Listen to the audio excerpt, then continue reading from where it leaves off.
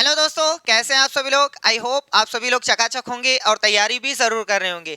चलिए इस वीडियो की शुरुआत करते हैं और इस वीडियो में हम लोग जो देखने वाले हैं वो क्लास 6, 7th और 8th तीनों जो एनसीईआरटी की बुक है उन तीनों बुक को हम लोग कंप्लीट करेंगे, कंप्लीट रिवीजन करेंगे। एक भी चैप्टर को मिस नहीं किया जाएगा, चाहे उस चैप्टर से एक ही क्वेश्चन करेंगे लेकिन उस चैप्टर को भी टच करेंगे ताकि अगर उससे भी क्वेश्चन आता है तो उस क्वेश्चन की धज्जियां आप लोग उड़ा दें। ठीक है, तो यहाँ पर जितने भी क्वेश्चंस हैं वैसे हमारे हिसाब से 53 या 54 क्वेश्चंस हैं।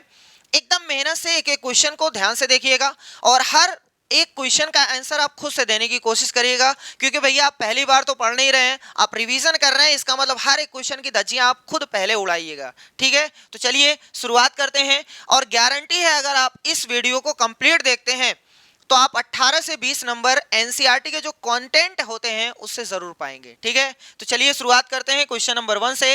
देखते हैं क्वेश्चन नंबर 1 क्या कह रहा है। भैया देखो कौवा हुआ बना है, देखते हैं क्या कह रहा है। हर एक क्वेश्चन को पहले आप खुद से आंसर देने की कोशिश करिएगा। चलिए देखते हैं, क्वेश्चन है कि निम्नलिखित कथनों पर विचार कीजिए।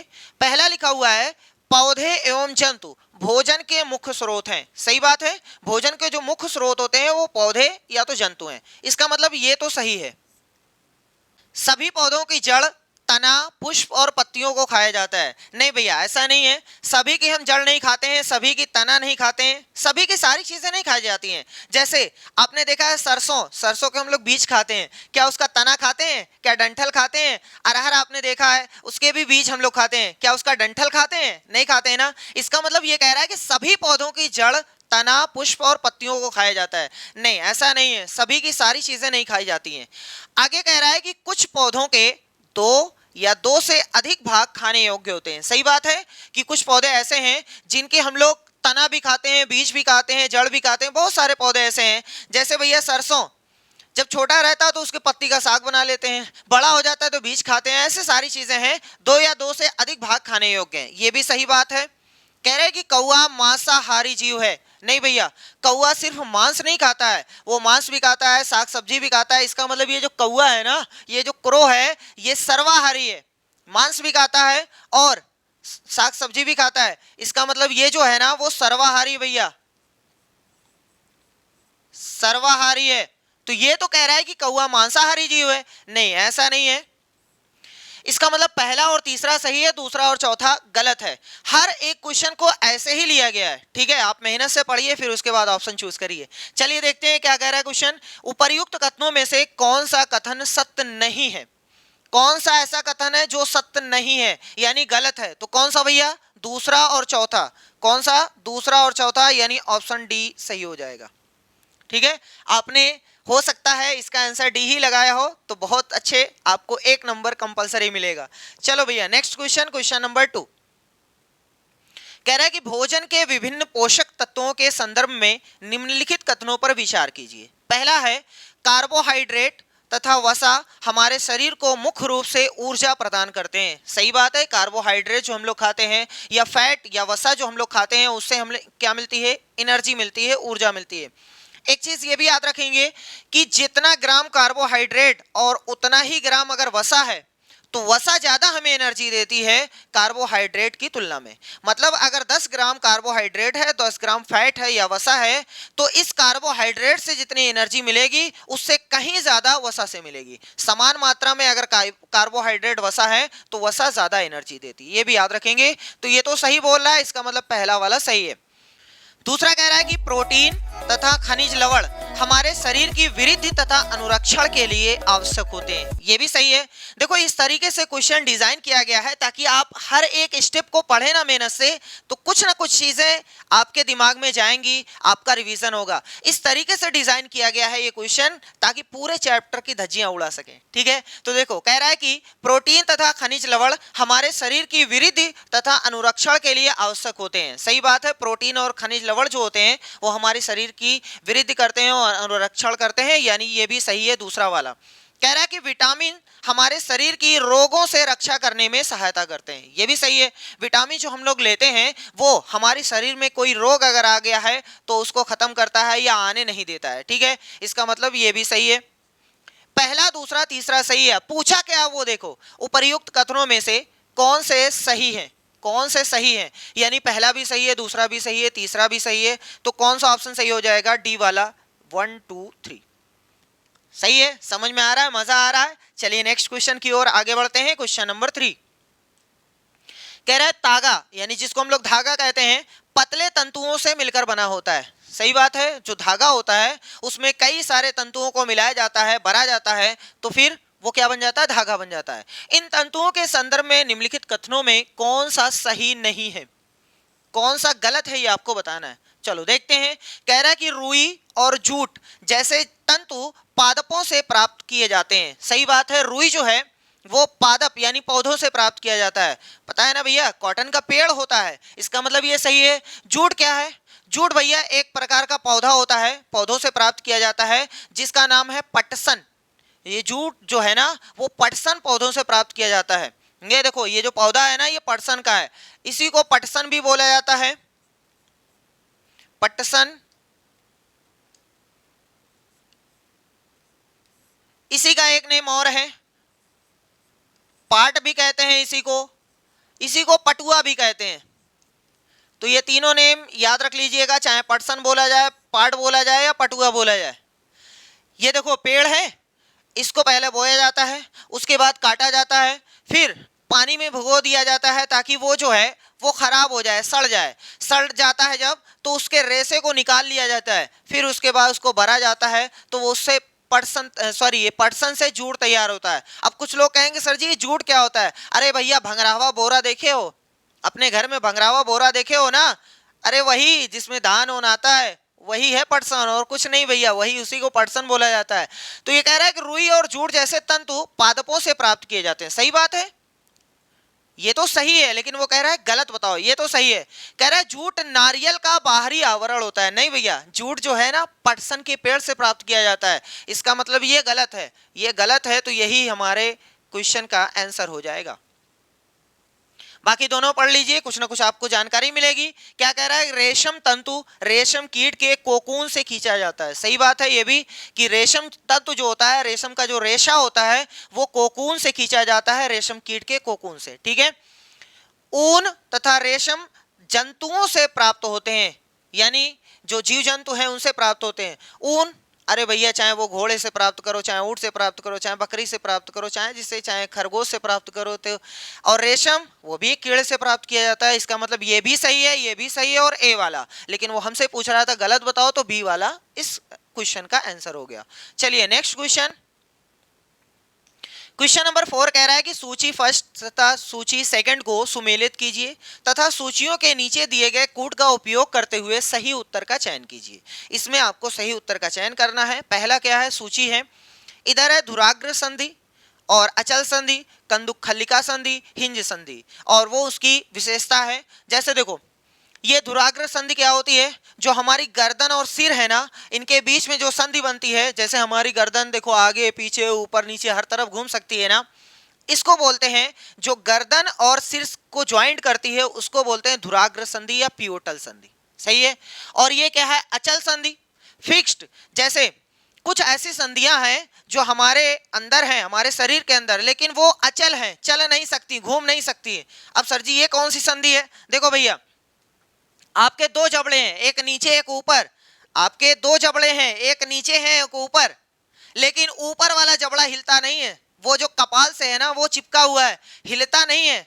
अगर आपको चेक करना है ना तो ऐसे मुंह पे हाथ रख करके और कुछ चीज ऐसे चबाओ, देखो ये वाला हिलेगा नहीं, ऊपर वाला जबड़ा हिलता नहीं है, वो खाली नीचे वाला हिलता है भैया, ऊपर वाला ऐसे सेट रहता है, खाली नीचे वाला ऐसे ऐसे करता है। सही है, तो इसको बोलते हैं फिक्स्ड जॉइंट। सही है। चलो भैया नेक्स्ट, कंदुक खल्लिका संधि। जैसे देखो ये हमारा हाथ है, हाथ और यहाँ पर जो संधि है, संधि का मतलब जोड़ होता है भैया, जो ऐसे सेट होता है, इसको चारों दिशाओं में घुमा सकते हो, इधर उधर आगे पीछे चाहे जैसे घुमा सकते हो। तो ये है बॉल एंड सॉकेट जॉइंट। और ये क्या है, हिंज संधि। कुछ संधियां हमारे शरीर में है, जैसे उंगली की है, जैसे ये कोहनी की है, पैर की घुटने की है, देखो सिर्फ एक दिशा में, बस ऐसे ही होगी। यही संधि देखो हमारी उंगली में भी पाई जाती है, देखो ऐसे ऐसे ऐसे, देखो सही है ना। ये क्या आगे पीछे हो सकती है? नहीं, ऐसा नहीं हो सकता है। तो सभी संधियों के बारे में आपको पता चल गया। चलो अब ज्वाइन करते हैं किसको किससे। धुराग्र संधि गर्दन और सिर को जोड़ने वाली संधि, यही तो बताया गया है। चलो ज्वाइन कर दें भैया, इसको महाराज इससे ज्वाइन कर दो। अचल संधि कौन है अभी बता दिए, ऊपरी जो जबड़ा है वो कहाँ है भैया, सभी दिशाओं में नहीं, एक दिशा में गति, गति ना करने वाली संधि। हाँ, कंदुक खल्लिका संधि भैया जी बता दिए हैं, सभी दिशाओं में। जैसे हमारा जो हैंड है वो हमारे इससे कंधे से कैसे जुड़ा हुआ है, बॉल एंड सॉकेट जॉइंट से जुड़ा हुआ है, यानी सभी दिशाओं में गति प्रदान करने वाली संधि, यानी से सी का कनेक्शन जो लगेगा वो फर्स्ट से लगेगा। और बाकी हिंज ये तो यहाँ है, एक ही दिशा में काम करती है, एक ही दिशा में घूम सकती है, यानी ये है। तो देखो ए वाला जो गया है वो दूसरे के साथ गया है, ए वाला ये पहले के साथ बता रहा है, ये चौथे के साथ बता रहा है, ये चौथे के साथ बता रहा है, इसका मतलब यही वाला सही है। बस एक ऑप्शन से बार बार हम आपको बता रहे हैं कि जब कभी भी आपको ज्वाइंट करने वाला रहे, सुमेलित करने वाला रहे, तो हमेशा ऑप्शन के थ्रू करिए। आपको जो पता है उसका कनेक्शन देखो, आप पूरा मिलाने की कोशिश ना करो, जो आपको पता है उसका कनेक्शन देख लो, अगर सही आपको पता है तो उसमें देख लो, सही हो जाएगा। अगर कुछ भी नहीं पता है तब तो आपको तुक्का लगाना पड़ेगा। चल देखो, ए का दूसरे के साथ देखो यहाँ है, और बी का चौथे के साथ देखो ये है, सी का पहले के साथ और डी का तीसरे के साथ देखो ये लिखा हुआ है। सही है ना? आई होप आपको समझ में आ गया होगा, ये ज्वाइंट के बारे में आपको इतनी जानकारी पता होनी चाहिए। चलिए क्वेश्चन नंबर 5 फिर मिलाना है। इधर है तिलचट्टा, पक्षी, मछली, सर्प, और इधर है इसकी अस्थियों में वायु प्रकोष्ठ होते हैं। भैया किसकी अस्थियों में, किसकी हड्डियों में वायु के प्रकोष्ठ होते हैं, यानी गड्ढा होता है उसमें हवा भरी रहती है। जो हड्डी ऐसे होती है ना वो खोखली होती है, उसमें हवा भरी रहती है। ऐसा किस में होता है? ऐसा पक्षियों में होता है, क्योंकि उनकी हड्डियां जो होती हैं इसलिए बनाई जाती हैं ताकि वो हल्की रहें और ऊपर उड़ें। ठीक है, जब हल्की रहेगी तभी तो उड़ सकती हैं भैया पक्षियां, है ना? इसका मतलब पक्षी का इसकी अस्थियों में वायु प्रकोष्ठ होता है, ये वाला सही हो गया।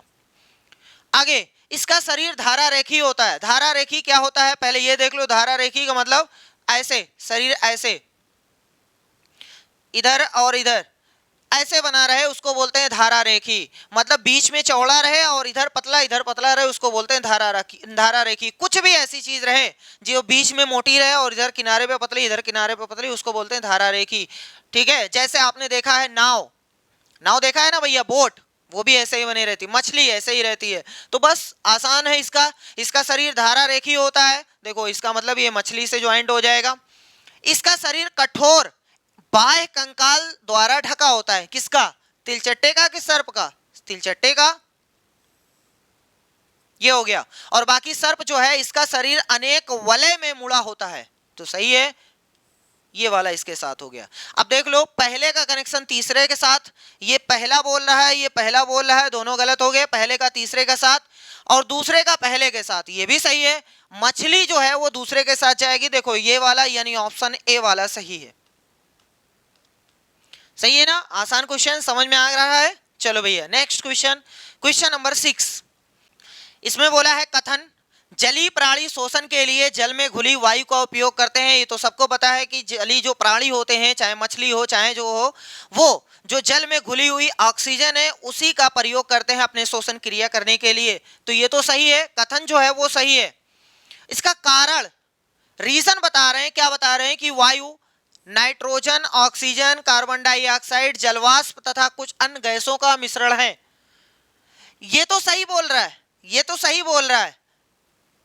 कथन और ये जो रीजन है वो दोनों सही है, लेकिन जब भी कथन और रीजन का क्वेश्चन होता है, मतलब एसर्शन और रीजन का क्वेश्चन होता है, तो हम ऊपर वाला पढ़ के क्योंकि ये वाला पढ़ते हैं। ऊपर वाला पढ़ो, बीच में क्योंकि ठोको, नीचे वाला पढ़ दो। अगर स्टेटमेंट आपके हिसाब से सही है तो दोनों सही माना जाएगा, पहला वाला और दूसरा वाला भी। अगर नीचे से पढ़ना है तो पहले नीचे वाला पढ़ लो, फिर ऊपर वाला पढ़ो, तो लगाओ इसलिए। जैसे देखो हम पढ़ लें, जलीय प्राणी शोषण के लिए जल में घुली वायु का उपयोग करते हैं क्योंकि वायु नाइट्रोजन, ऑक्सीजन, कार्बन डाइऑक्साइड, जलवाष्प तथा कुछ अन्य गैसों का मिश्रण है। क्या ये दोनों सही है? हाँ दोनों सही है, लेकिन क्या ये जो है इसकी व्याख्या करता है? नहीं भैया, ये वायु के बारे में बता रहा है, वो ऑक्सीजन के बारे में बता रहा है। वो जल में घुलनशील ऑक्सीजन के बारे में बात कर रहा है, ये वायु के बारे में बता रहे हैं कि नाइट्रोजन होती है, कार्बन डाइऑक्साइड होती है, जलवाष्प होते हैं, ये लोग होते हैं। तो इससे लेना देना नहीं है, दोनों ही स्टेटमेंट तो सही है लेकिन इससे लेना देना नहीं। इसका मतलब कौन सा सही हो जाएगा? ए और आर दोनों सही है, और आर जो है ए का सही स्पष्टीकरण नहीं भैया, स्पष्टीकरण नहीं है, ये गलत है। ए और आर दोनों सही है परंतु आर ए का सही स्पष्टीकरण नहीं है, ये वाला सही है। समझ में आ गया? ये भी सही है, ये भी सही है, लेकिन ये स्पष्टीकरण नहीं है उसका। अरे भैया अगर नीचे से पढ़ोगे ना, वायु नाइट्रोजन ऑक्सीजन कार्बन डाइऑक्साइड जलवाष्प तथा कुछ अन्य गैसों का मिश्रण है, इसीलिए जलीय प्राणी शोषण के लिए जल में घुली वायु का उपयोग करते हैं। ये मिश्रण है इसीलिए वो करते हैं क्या? नहीं भैया, वो लोग अपनी शोषण क्रिया पूरी करने के लिए ऑक्सीजन लेते हैं। सही है। चलो नेक्स्ट क्वेश्चन नंबर 7। क्वेश्चन ये है, निम्नलिखित कथनों पर विचार कीजिए। ठीक है। पहला है, वह पोषण जिसमें कुछ जीव एक दूसरे के साथ रहते हैं तथा अपना आवास एवं भोजन एक दूसरे के साथ बांटते हैं, सहजीवी संबंध यानी सिम्बायोटिक रिलेशनशिप कहलाता है। अच्छी बात है, ये तो 100% सही बात इन्होंने कही है। जैसे एग्जाम्पल में राइजोबियम जीवाणु जो है वो देता है नाइट्रोजन, पौधों को नाइट्रोजन देता है लेकिन बदले में आवास लेता है और भोजन फ्री लेता है। कह रहा है कि हम तभी आपको नाइट्रोजन देंगे जब आप हमें रहने के लिए जगह और खाने के लिए भोजन देंगे, उसी को बोलते हैं सहजीवी संबंध। सही है, ये तो सही है। कह रहा है कि वह पोषण जिसमें जीव किसी मृत एवं विघटित जैविक पदार्थों से पोषण प्राप्त करते हैं, मृत जीवी पोषण कहलाते हैं। सही है, ये भी सही है। जैसे एग्जाम्पल के तौर पे कवक, कवक का नाम आप सुने हो ना भैया? कोई चीज अगर सड़ा गला कुछ भी है उस पर कवक बैठ जाएंगे और अपने शरीर से, अपने मुंह से कुछ ऐसा पदार्थ स्रावित करते हैं जिससे जो वहां पर जहां गिरेगा उस वो एकदम तरल हो जाएगा, एकदम सड़ करके मतलब पदार्थ ऐसा बन जाएगा जो पीने योग्य हो जाएगा, तरल पदार्थ बन जाएगा। तो कवक उसको क्या करते हैं? अपने भोजन के रूप में ग्रहण कर लेते हैं। सही है। तो इस संबंध को हम लोग क्या कहते हैं? मृत जीवी पोषण कहते हैं। ये भी सही है। क्वेश्चन कह रहा है कि उपर्युक्त कथनों में से कौन से कथन सत्य हैं? कौन से कथन सत्य हैं ये आपको बताने हैं। तो दोनों सही है, पहला और दूसरा दोनों सही है, 1 और 2 दोनों सही है। ठीक है। नेक्स्ट क्वेश्चन पे आ गए भैया, क्वेश्चन नंबर 8। प्रकाश संश्लेषण प्रक्रम द्वारा पौधे कार्बोहाइड्रेट का संश्लेषण करते हैं। प्रकाश संश्लेषण की क्रिया होती है, आपको पता है कि दिन के समय पौधे करते हैं, प्रकाश की उपस्थिति में करते हैं और नीचे से जल प्राप्त करते हैं। जल भी होना चाहिए। बाहर से कार्बन डाइऑक्साइड लेते हैं, सूर्य का प्रकाश। जब वो क्रिया होती है तो उसमें क्या बनता है? ऑक्सीजन गैस बनती है और वो लोग कार्बोहाइड्रेट बनाते हैं ताकि अपना भोजन। सही है। तो वो कह रहा है कि कार्बोहाइड्रेट का संश्लेषण करते हैं। ये कार्बोहाइड्रेट निम्नलिखित में से किससे मिलकर बना होता है? तो बहुत ही आसान क्वेश्चन है। कार्बोहाइड्रेट में अगर आपको याद करना है तो आप ऐसे याद कर लो कि सर जी कार्बोहाइड्रेट, बाकी आपको याद ही होना चाहिए। ये क्या लिखा हुआ है? कार्बन। ये क्या लिखा हुआ है? ऑक्सीजन। ये क्या लिखा हुआ है? हाइड्रोजन। खत्म। कार्बन, ऑक्सीजन, हाइड्रोजन, यही 3 मिले होते हैं तब क्या बन जाता है? कार्बोहाइड्रेट। यानी कार्बन मिला होता है, हाइड्रोजन मिला होता है, ऑक्सीजन मिला होता है, ये तीनों मिलकर के क्या बनाते हैं? कार्बोहाइड्रेट। यानी नीचे दिए गए कोड का प्रयोग करके सही उत्तर का चयन कीजिए। तो पहला है, दूसरा है, तीसरा है। पहला और दूसरा तीसरा किसमें है? इसमें है। ठीक है भैया, समझ में आ गया? कोई दिक्कत नहीं होनी चाहिए। चलिए क्वेश्चन नंबर 9 पे पहुंच गए हैं। ये क्वेश्चन है, सूची 1 को सूची 2 से सुमिलित कीजिए तथा नीचे दिए गए कोड का प्रयोग करके सही उत्तर का चयन कीजिए। अमाशय है, छोटी आंत है, बड़ी आंत है, यकृत है। शरीर की सबसे बड़ी ग्रंथि सबको पता है भैया, यकृत है, लीवर है सबसे बड़ी ग्रंथि। अच्छा, सबसे बड़ी हड्डी कौन है? तो फीमर है। पैर की जांग वाली जो हड्डी है वो सबसे बड़ी हड्डी है, फीमर जिसको बोलते हैं। यकृत शरीर की सबसे बड़ी ग्रंथि है। आसान था। इसमें हमने आपको बार बार सलाह दिया है कि जब भी मेल कराने वाला रहे तो जो आपको पता है उसी से देखो ऑप्शन क्लियर हो रहा है कि नहीं। जैसे देखो डी का कनेक्शन 1 के साथ है, ये डी का कनेक्शन 4 के साथ है, इसलिए पूरा पूरा गलत।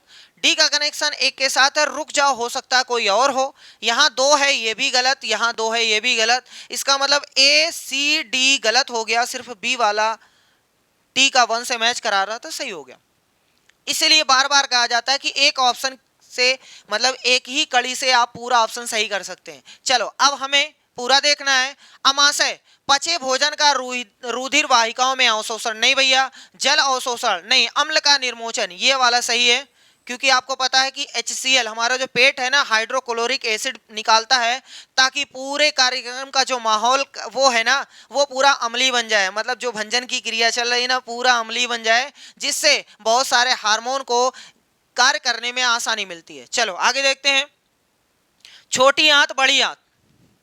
छोटी आंत में कार्बोहाइड्रेट, प्रोटीन, वसा, इन सब का पाचन होता है। जैसे जैसे वो नीचे पहुंचता है छोटी आंत में ही, जब नीचे के एरिया में जाता है ना, वैसे पूरी छोटी आंत में ऐसे उंगली के नुमा हर तरफ रेशा निकला रहता है, जो स्रावित करता है। जो आपने कुछ खाया है ना उसको खींचेगा, वो खींचता है।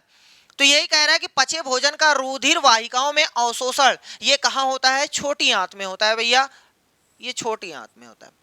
और जल और कुछ ऐसे लवण हैं, उसके साथ में जल और कुछ लवण, इनका अवशोषण जो होता है ना बड़ी आंत में होता है। किसमें होता है? बड़ी आंत में।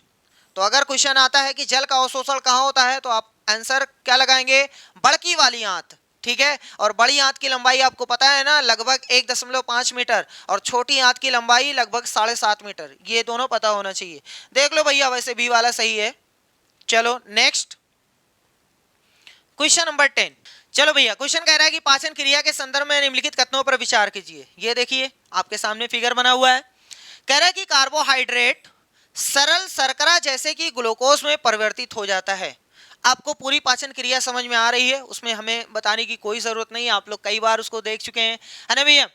हाँ देखो यहाँ पर कार्बोहाइड्रेट सरल शर्करा जैसे कि ग्लूकोज में परिवर्तित हो जाता है। जो कार्बोहाइड्रेट होता है उसका जो भंजन होता है वो टूटता जो है वो तो किस में टूटता है, यानी उसका पाचन जो होता है वो ग्लूकोज में टूटता है, सरल शर्करा जिसको बोलते हैं। सही है, इसका मतलब ये सही है। वहीं पर वसा जो टूटती है, वसा का जो पाचन होता है ना वो वसा अम्ल और ग्लिसरॉल में टूटता है। तो देखो यहाँ लिखा हुआ है वसा जो है वसा अम्ल एवं ग्लिसरॉल में परिवर्तित हो जाता है। वहीं आपने जो प्रोटीन खाई ना वो अमीनो अम्ल में टूटता है। किसमें भैया? अमीनो अम्ल में। सही है, तो इसका मतलब ये तीनों सही है। अभी छोटा सा हमारा क्वेश्चन है कि अभी सिर्फ एक आध हफ्ता पहले की बात है कि एक छोटा सा बच्चा है, ज्यादा से ज्यादा 6 साल का है, उसके ऑपरेशन हुआ है, ऑपरेशन पथरी का हुआ है। पथरी थी पित्त में, ये पित्त जो है ना इसमें, और डॉक्टर ने पैसा वैसा लेकर के पूरी पित्त निकाल दिया है। अब आप लोग बताओ कमेंट में, जल्दी से बताओ कि अगर पित्त की थैली निकल गई है तो किस चीज के पाचन में दिक्कत होगी उसको? क्या चीज वो नहीं पचा पाएगा? जल्दी से बताओ भैया, जल्दी से बताओ। पित्त की थैली निकाल दी गई है तो किस चीज का पाचन नहीं हो पाएगा उसके शरीर में?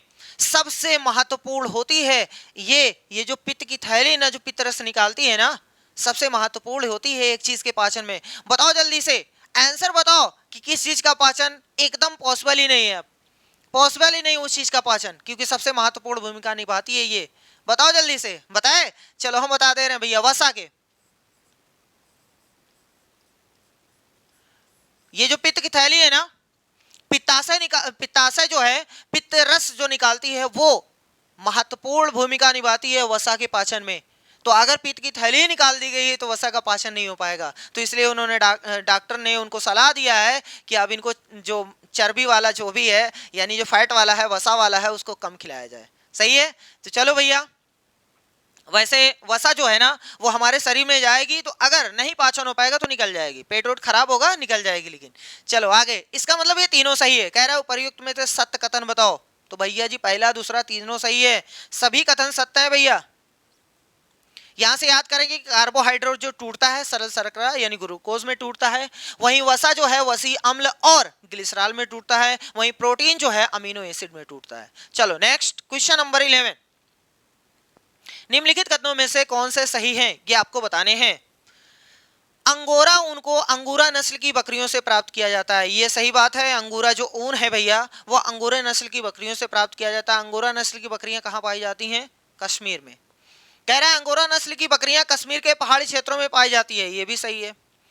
पश्मीना सॉल, अच्छा पश्मीना सॉल, पश्मीना नाम की एक बकरी है जो भी वहीं रहती है, लद्दाख के एरिया में रहती है। वही कश्मीर और लद्दाख के एरिया में रहती है।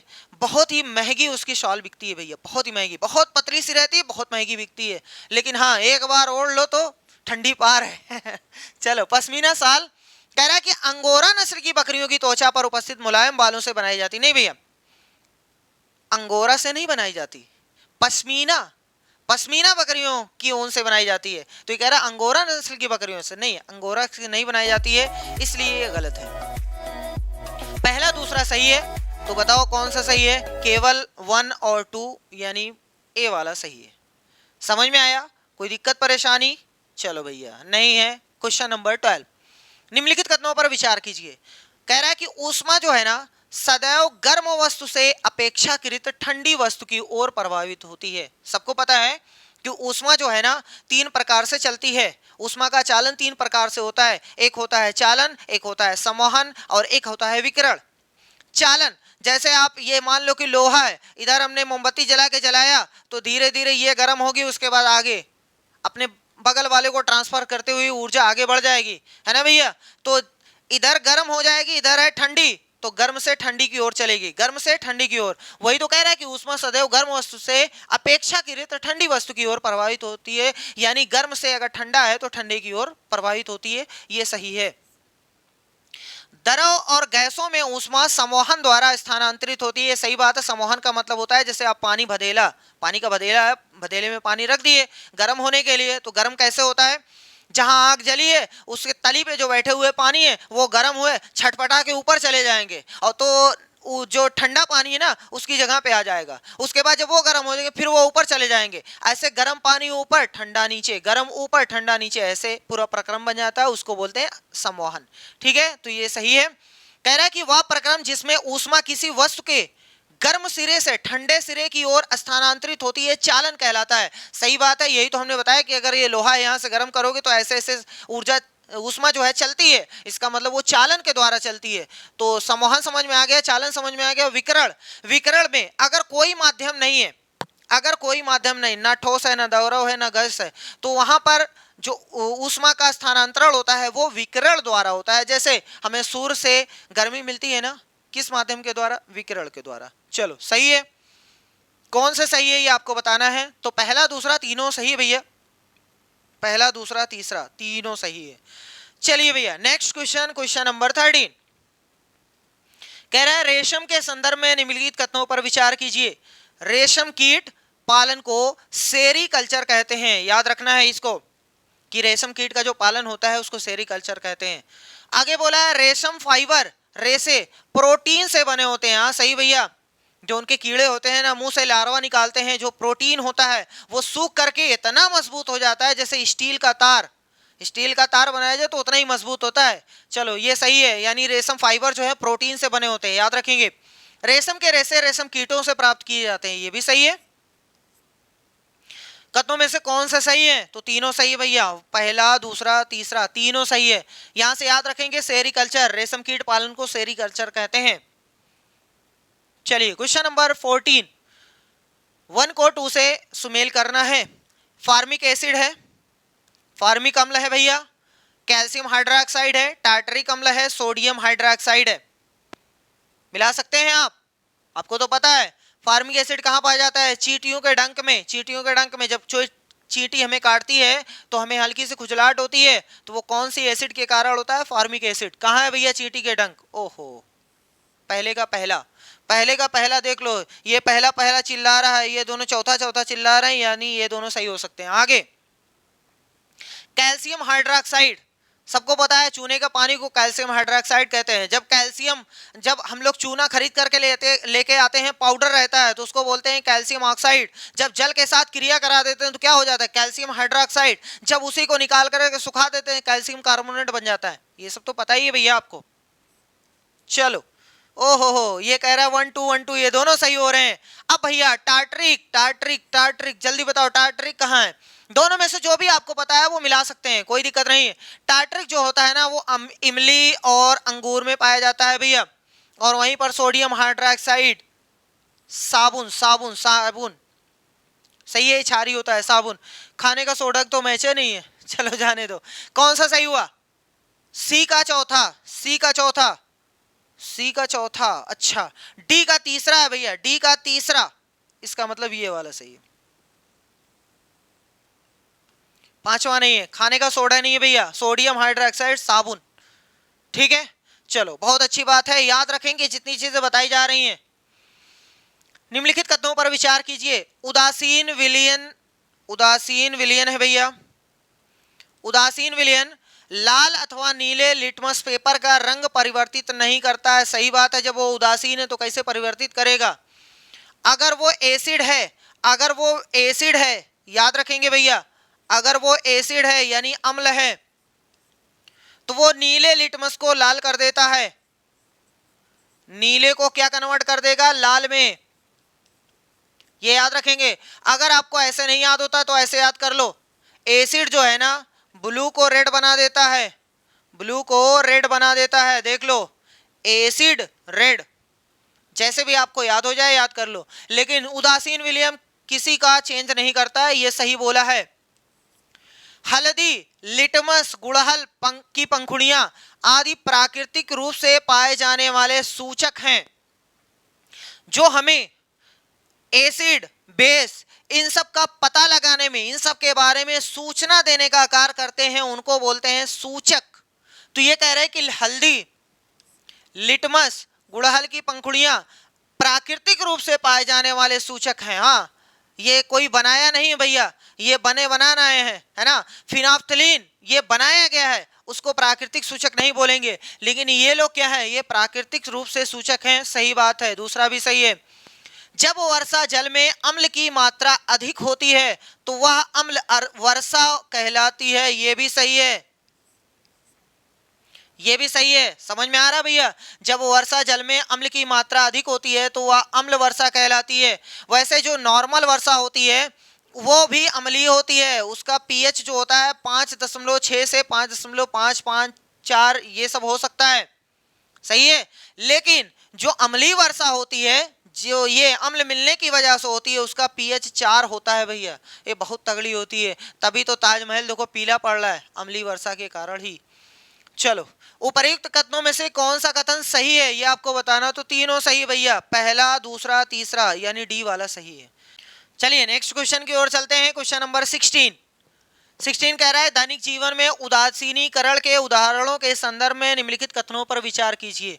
उदासीनीकरण की क्रिया आपको पता है ना, जब अम्ल और बेस को यानी एसिड और बेस को दोनों को मिलाया जाता है तो वो उदासीनीकरण की क्रिया है।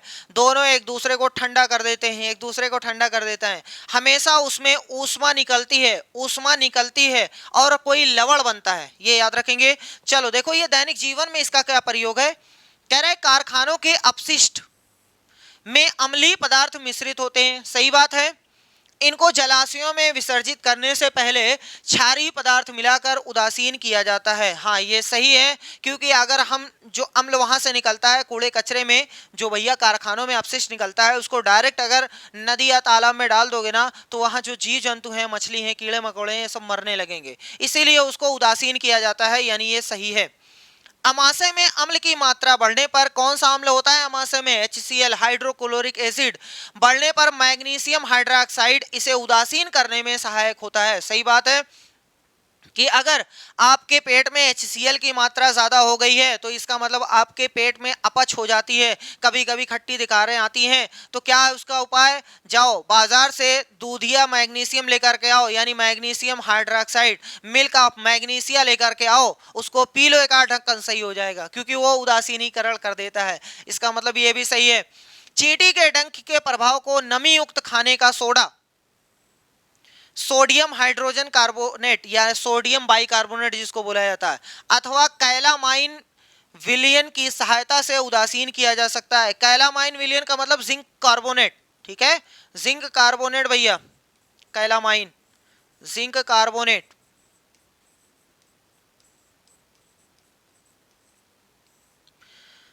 बोला है चींटी के डंक के प्रभाव को नमी युक्त खाने का सोडा, जब आपको चींटी काट ले तो खुजलाहट होती है, खाने का सोडा लगा लो, सही हो जाओगे। सही भैया, उदासीन किया जा सकता है, सही बात है। अब देखो पहला, दूसरा, तीसरा कौन सा कथन सही है, पहला, दूसरा, तीसरा ये तीनों सही है भैया, याद रखेंगे, ठीक है, कोई दिक्कत तो नहीं है। चलो नेक्स्ट क्वेश्चन नंबर 17। क्वेश्चन यह है, भौतिक और रासायनिक परिवर्तनों के संदर्भ में निम्नलिखित कथनों में से कौन सा सही है। पहला कह रहा है कि सभी भौतिक परिवर्तन अनुत्क्रमणीय जबकि रासायनिक परिवर्तन उत्क्रमणीय होते हैं। नहीं भैया, भौतिक जो परिवर्तन होते हैं ना वो उत्क्रमणीय होते हैं, उनको पलटा जा सकता है, लेकिन जो रासायनिक परिवर्तन होते हैं उनको पलटा नहीं जा सकता है। जैसे कागज का जलना, ये एक रासायनिक परिवर्तन है। क्या आप राख बन गई फिर से कागज बना सकते हो? उत्क्रमणीय है वो? नहीं भैया, ये बोला है रासायनिक परिवर्तन उत्क्रमणीय होता है, नहीं, रासायनिक परिवर्तन अनुत्क्रमणीय होता है और भौतिक परिवर्तन उत्क्रमणीय होता है। तो ये गलत है। कह रहा है कि रासायनिक परिवर्तन में एक या एक से अधिक नए पदार्थ बनते हैं। सही बात है, एक पदार्थ नया बन जाएगा या एक से अधिक नए पदार्थ बनते हैं, ये सही है। नीचे दिए गए कोड का प्रयोग करके सही उत्तर की पहचान करिए। तो ये दूसरा वाला सिर्फ सही है, ये वाला। ठीक भैया, पल्ले पड़ रहा है। चलो नेक्स्ट, क्वेश्चन नंबर 18। ध्रुवीय क्षेत्रों के संदर्भ में निम्नलिखित कथनों पर विचार कीजिए। कह रहा है कि यहाँ 6 महीने के दिन और 6 महीने की रात होती है।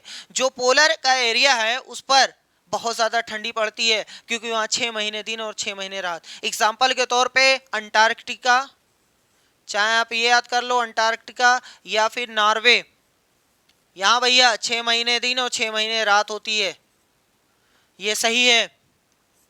ये क्षेत्र सदैव बर्फ से ढके रहते हैं तथा सर्दियों में तापमान -37 डिग्री तक हो जाता है, ये सही बात है।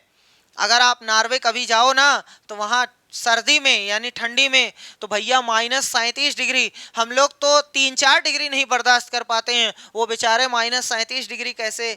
तो वहाँ के जो आदमी है ना वो छोड़ छोड़ भागने लगते हैं या तो घर में पैक हो जाते हैं। वहाँ सरकार भी देती है सहायता कि भैया लो ठंडी से बचो। ठीक है, तो ये सही है। यहाँ ध्रुवीय भालू, पेंगुइन और रेनडियर पाए जाते हैं। हाँ, ये सब पाए जाते हैं वहाँ, रेनडियर, पेंगुइन, भालू। अनेक प्रकार के पक्षी सर्दियों के आते ही यहाँ से अपेक्षाकृत गर्म स्थानों पर प्रवास के लिए चले जाते हैं। इतनी ठंडी पड़ती है कि कुछ लोग भैया, इंसान तो छोड़ ही देते हैं, जानवर वानवर भी छोड़ देते हैं, भैया अब हमारे बस की बात नहीं, अब हम यहाँ से चलते हैं, प्रवास कर जाते हैं। जैसे बहुत ज़्यादा आपने सुना होगा कि साइबेरिया से यहाँ पक्षी आते हैं, जो अरुणाचल प्रदेश है ये सब इलाका है ना, वहाँ से साइबेरियन पक्षी आते हैं। तो ये भी सही है। 1 2 3 4 चारों सही है। ओहो, इसका मतलब डी वाला सही है, 1 2 का 4। चलो नेक्स्ट, क्वेश्चन नंबर 19। उष्णकटिबंधीय क्षेत्र के संदर्भ में निम्नलिखित में से कौन से कथन सत्य हैं। उष्ण का मतलब जहां बहुत ज्यादा गर्मी पड़े, बहुत ज्यादा बारिश हो। ठीक, कह रहा है कि इन क्षेत्रों की जलवायु सामान्यतः गर्म होती है, सही बात है। इस क्षेत्र में प्रचुर मात्रा में वर्षा होती है, भी सही है। अब भैया जहां बारिश बहुत ज्यादा होगी तो जाहिर सी बात है वहाँ जंगल भी बहुत ज़्यादा पाए जाएंगे, और जंगल जब बहुत ज़्यादा पाए जाएंगे तो बहुत विभिन्न प्रकार के जीव जंतु भी पाए जाएंगे। तो ये कह रहा है कि उष्णकटिबंधीय वर्षावन भारत में पश्चिमी घाट और असम में पाए जाते हैं, सही बात है। एकदम नोट कर लो कि उष्णकटिबंधीय वर्षावन जो है पश्चिमी घाट और असम में पाए जाते हैं। लॉयन टेल्ड लंगूर, दाढ़ी वाला एप, पश्चिमी घाट के वर्षा वनों में पाया जाता है, याद कर लो ये भी भैया। लॉयन टेल्ड लंगूर यानी दाढ़ी वाला एप, इसमें एक खासियत होती है ना, इसकी जो त्वचा होती है ना वो स्लेटी कलर की होती है। ठीक है, तो चलो चारों सही है। नीचे दिए गए कोड का प्रयोग करके सही उत्तर का चयन कीजिए। पहला तीसरा, पहला दूसरा तीसरा, अरे भैया 1 2 का 4, 1 2 का 4 रहेगा सही।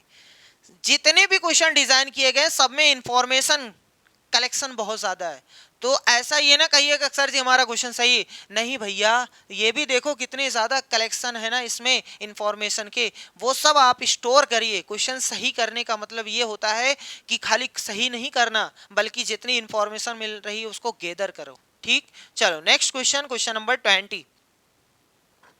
कह रहा है निम्नलिखित कथनों पर विचार कीजिए। ठीक है, वही करने के लिए तो यहाँ आए हैं।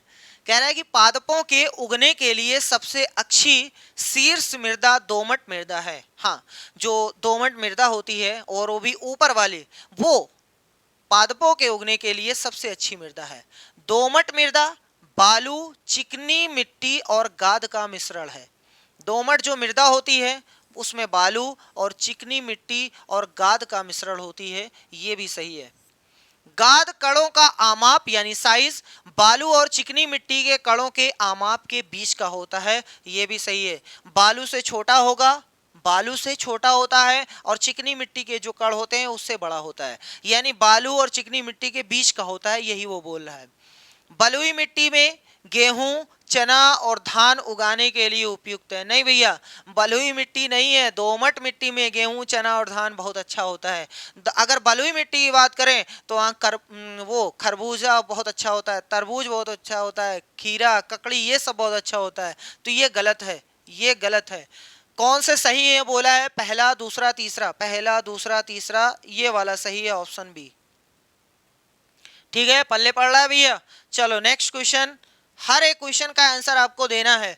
चलिए, कह रहा है कि अंतः श्वासित वायु तथा उच्छ्वसित वायु में ऑक्सीजन का प्रतिशत कितना होता है? जब हम सांस अंदर लिए हैं तो सिर्फ ऑक्सीजन नहीं गई है, ऑक्सीजन जो है, ऑक्सीजन जब अंदर लिए हैं तो उसमें 21% है भैया, 21% ऑक्सीजन है और लगभग इतनी प्रतिशत कार्बन डाइऑक्साइड भी गई है। ये अभी अंदर लिए हैं, अंदर सांस खींचे तो सिर्फ ऑक्सीजन ही नहीं गई, इतना प्रतिशत उसमें कार्बन डाइऑक्साइड भी गया है। जब हम बाहर निकाल रहे हैं तो जब बाहर आप निकालोगे ना तो ये निकल करके आएगी 16.4%। हम जितनी ऑक्सीजन अंदर लेते हैं पूरा का पूरा यूज नहीं करते हैं। देख लो, 21% हमने अंदर लिया, सिर्फ 4 कुछ प्रतिशत यूज किया, सही है। तो 16.4% फिर से बाहर निकाल दिया और उसके साथ में निकालते कितना है? 4.4% लगभग इतना निकालते हैं कार्बन डाइऑक्साइड। तो ये है हम बाहर निकालते हैं और ये है हम अंदर लेते हैं, सही है, याद रखेंगे। तो कह रहा है कि अंतःशोषित वायु और उच्छ्वसित वायु में ऑक्सीजन का प्रतिशत कितना है? जब हम अंदर लेते हैं तो 21% लिए, जब बाहर निकाले तो 16.4% निकाले, सही भैया। 16.4 या 5-6 जो भी आपको, ये थोड़ा सा 4-5-6 कुछ भी हो सकता है। तो कौन सा सही भैया? 21 तथा 16.4, ये वाला सही है, ऑप्शन ए वाला। ये सिर्फ ऑक्सीजन की मात्रा पूछ रहा है तो हम लिए 21%, बाहर निकाले 16.4%। चलो नेक्स्ट क्वेश्चन, क्वेश्चन नंबर 22, निम्नलिखित कथनों में से कौन से सही हैं? भोजन में संचित ऊर्जा शोषण के समय निर्मुक्त होती है, सही है। जब हम सांस लेते हैं ऑक्सीजन अंदर गई, हीमोग्लोबिन में मिली, उसका काम है कोशिकाओं तक पहुंचाना, जो कार्बोहाइड्रेट बैठा हुआ है, जो उसमें बैठा हुआ है, उसके साथ क्रिया करके ऊर्जा बनाती है, साथ में जल भी बनाती है, कार्बन डाइऑक्साइड भी बनाती है, सही है। तो वही तो कह रहा है कि भोजन में संचित ऊर्जा शोषण के समय निर्मुक्त होती है, सही बोल रहा है। कोशिका के अंदर ऑक्सीजन का उपयोग करके ग्लूकोज, कार्बन डाइऑक्साइड और जल में विखंडित हो जाता है। यही तो अभी अभी बताए हैं कि हमारे अंदर जो ग्लूकोज बैठा है वो ऑक्सीजन को पाते ही तुरंत क्रिया करने लगता है, कार्बन डाइऑक्साइड बनाता है, जल बनाता है और ऊर्जा निर्मुक्त करता है। ऊर्जा जो हमारे ऊर्जा काम आती है, हम लोग हाथ पैर चलाते हैं ना भैया, वो ऊर्जा। चलो, ऑक्सीजन की अनुपस्थिति में अगर ऑक्सीजन नहीं है तब हमारे ग्लूकोज अगर टूटे तो उसको अवायवीय बोलते हैं। अगर वायु के द्वारा ऑक्सीजन अंदर जा रही है तो उसको वायवीय शोषण बोलते हैं। और अगर कभी आप बहुत ज़्यादा तेज दौड़ते हैं या बहुत ज़्यादा मेहनत कर देते हैं या बहुत ज़्यादा जिम कर देते हैं तो आपकी मांसपेशियों में ऐंठन होने लगती है, तो वहाँ हमें बहुत ज़्यादा ज़रूरत होती है जब हम जिम उम कर देते हैं बहुत ज़्यादा ऊर्जा की। लेकिन भैया ऊर्जा तो हम जो सांस लेते हैं वहीं से आएगी, तो जितनी हम लोग सांस ले करके ऑक्सीजन अंदर डालते हैं उससे ऊर्जा की पूर्ति नहीं होती है। तो हमारे अंदर जो ग्लूकोज बैठा हुआ है ना वो अपने आप टूटने लगता है। कह रहा है भैया ऑक्सीजन आप पूरा हमें नहीं कर पा रहे हो, हम अपने आप टूटने लगेंगे। तो अपने आप टूट करके लैक्टिक एसिड बनाता है, लैक्टिक एसिड। लैक्टिक एसिड की वजह से ही हमारी मांसपेशियां में ऐंठन हो जाती है, खिंचाव हो जाता है, कहते हैं बहुत तेज दर्द कर रहा है ना भैया, ये चीज है। चलो, अनुपस्थिति में भोजन, देखो यहाँ क्वेश्चन है, ऑक्सीजन की अनुपस्थिति में भोजन विखंडन को वायवीय शोषण कहा जाता है। नहीं भैया, अगर ऑक्सीजन अनुपस्थित है तो उसको अवायवीय शोषण बोलते हैं, एनएरोबिक रेस्पिरेशन बोलते हैं। और अगर वायु के द्वारा जो ऑक्सीजन अंदर जाती है उसको वायवीय शोषण बोलते हैं। ये तो कह रहा है ऑक्सीजन की अनुपस्थिति में, तब तो अवायवीय शोषण रहेगा, वायवीय शोषण नहीं रहेगा, इसलिए गलत। कौन सा सही है? पहला और दूसरा, केवल पहला और दूसरा सही है, ऑप्शन ए वाला। चलो क्वेश्चन नंबर 23, निम्नलिखित पर विचार कीजिए। रक्तवाहिकाएं दो होती हैं, एक होती धमनी, एक होता है सिरा। सही है, ये ब्लड की बात कर रहा है और ये रक्तवाहिकाएं यानी धमनी और सिरा। आगे बोला हृदय, ये बोला है वृक्क। उपर्युक्त में से कौन से या कौन सा मानव के परिसंचरण तंत्र का हिस्सा नहीं है? तो परिसंचरण तंत्र का हिस्सा ये है, ये है, ये है, लेकिन ये नहीं है। ये तो किडनी है भैया, खून को साफ करती है, खून को लाने ले जाने का काम इसका नहीं है, ये खून को साफ करती है बस खाली। यानी वृक्क जो है वो परिसंचरण तंत्र का हिस्सा नहीं है, रक्त के परिसंचरण तंत्र का हिस्सा नहीं है। तो कौन सा सही हो जाएगा? केवल 4। ठीक है भैया, बहुत अच्छी बात है। नेक्स्ट क्वेश्चन नंबर 24, मानव रक्त में उपस्थित हीमोग्लोबिन के संदर्भ में निम्नलिखित कथनों पर विचार कीजिए। हीमोग्लोबिन ऑक्सीजन को अपने साथ संयुक्त करके शरीर के सभी अंगों और कोशिकाओं तक इसका परिवहन करता है। हमारे जो ब्लड में भैया जी वो आपको पता है कि हीमोग्लोबिन होता है। हीमोग्लोबिन का काम यही है कि जो ऑक्सीजन हमने सांस लिया, ऑक्सीजन पहुंची, हीमोग्लोबिन तुरंत ऑक्सीजन को पकड़ेगा, धड़ धड़ धड़ धड़ धड़ पकड़ेगा और तुरंत ले चलेगा। कहाँ पहुंचाएगा? कोशिकाओं तक पहुंचाना उसी का काम है। इसका मतलब ये सही है। हीमोग्लोबिन एक लाल रंग का वर्णक है जो ऑक्सीजन से संयुक्त होकर रक्त को लाल रंग प्रदान करता है। हीमोग्लोबिन का जो रंग है वो किसके द्वारा है? ऑक्सीजन के द्वारा ही है। खून का जो रंग है लाल, वो हीमोग्लोबिन के कारण ही होता है, क्योंकि हीमोग्लोबिन जो है वो लाल रंग का होता है। सही है। चलो नेक्स्ट, ये भी सही है भैया। कथनों में से कौन सा कथन सही है? तो पहला और दूसरा दोनों सही है। हर एक क्वेश्चन में आपको कुछ ना कुछ इंफॉर्मेशन मिल रही है, तो उसको नोट करते चलिए या तो दिमाग में डाउनलोड करते चलिए, ठीक, ताकि आप अपलोड कर सकें 14 या 15 तारीख को, जिस दिन आपका पेपर रहेगा। कुछ जंतुओं के शरीर से अपशिष्ट रसायनों के निष्कासन के संदर्भ में निम्नलिखित कथनों पर विचार कीजिए। कह रहा है कि मछली कोशिका के अपशिष्ट उत्पादों को अमोनिया के रूप में उत्सर्जित करती है। तो देखो, उत्सर्जन जो होता है ना, वो जल के मतलब जल जैसे ही जल की उपलब्धता रहेगी वैसे ही उसका निष्कासन होता है, वैसे ही उसका उत्सर्जन होता है। जो मछली होती है वो निकालती है अमोनिया, क्योंकि वहाँ बहुत ज़्यादा जल होता है, बहुत ज़्यादा जल। तो ये सही है, मछली कोशिका के अपशिष्ट उत्पादों को अमोनिया के रूप में उत्सर्जित करती है। ये कह रहा है कि सर्प अपने शरीर से अपशिष्ट के रूप में नाइट्रिक अम्ल का उत्सर्जन करते हैं। नाइट्रिक अम्ल का नहीं, यूरिक एसिड का करते हैं। क्या करते हैं भैया? यूरिक एसिड, यूरिक अम्ल। छिपकली है, कोई कीड़ा मकोड़ा है, आपने देखा है ना, छिपकली अगर उत्सर्जन करती है तो वाइट वाइट रहता है, वो क्या होता है? Uric acid. और भैया ये लोग यूरिक एसिड निकालते हैं। अगर हम लोग यूरिक एसिड निकाल देना, कुछ लोग अगर मानव निकाल देना तो पैर और में ऐठन हो जाएगी, बड़ी दिक्कत हो जाएगी। इसलिए ये गलत है। कह रहा है कि नाइट्रिक एसिड निकालते हैं, नहीं, नाइट्रिक एसिड नहीं निकालते हैं, यूरिक एसिड निकालते हैं।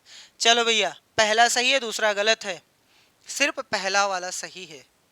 कौन सा सही है नहीं पूछा है, केवल पहला वाला।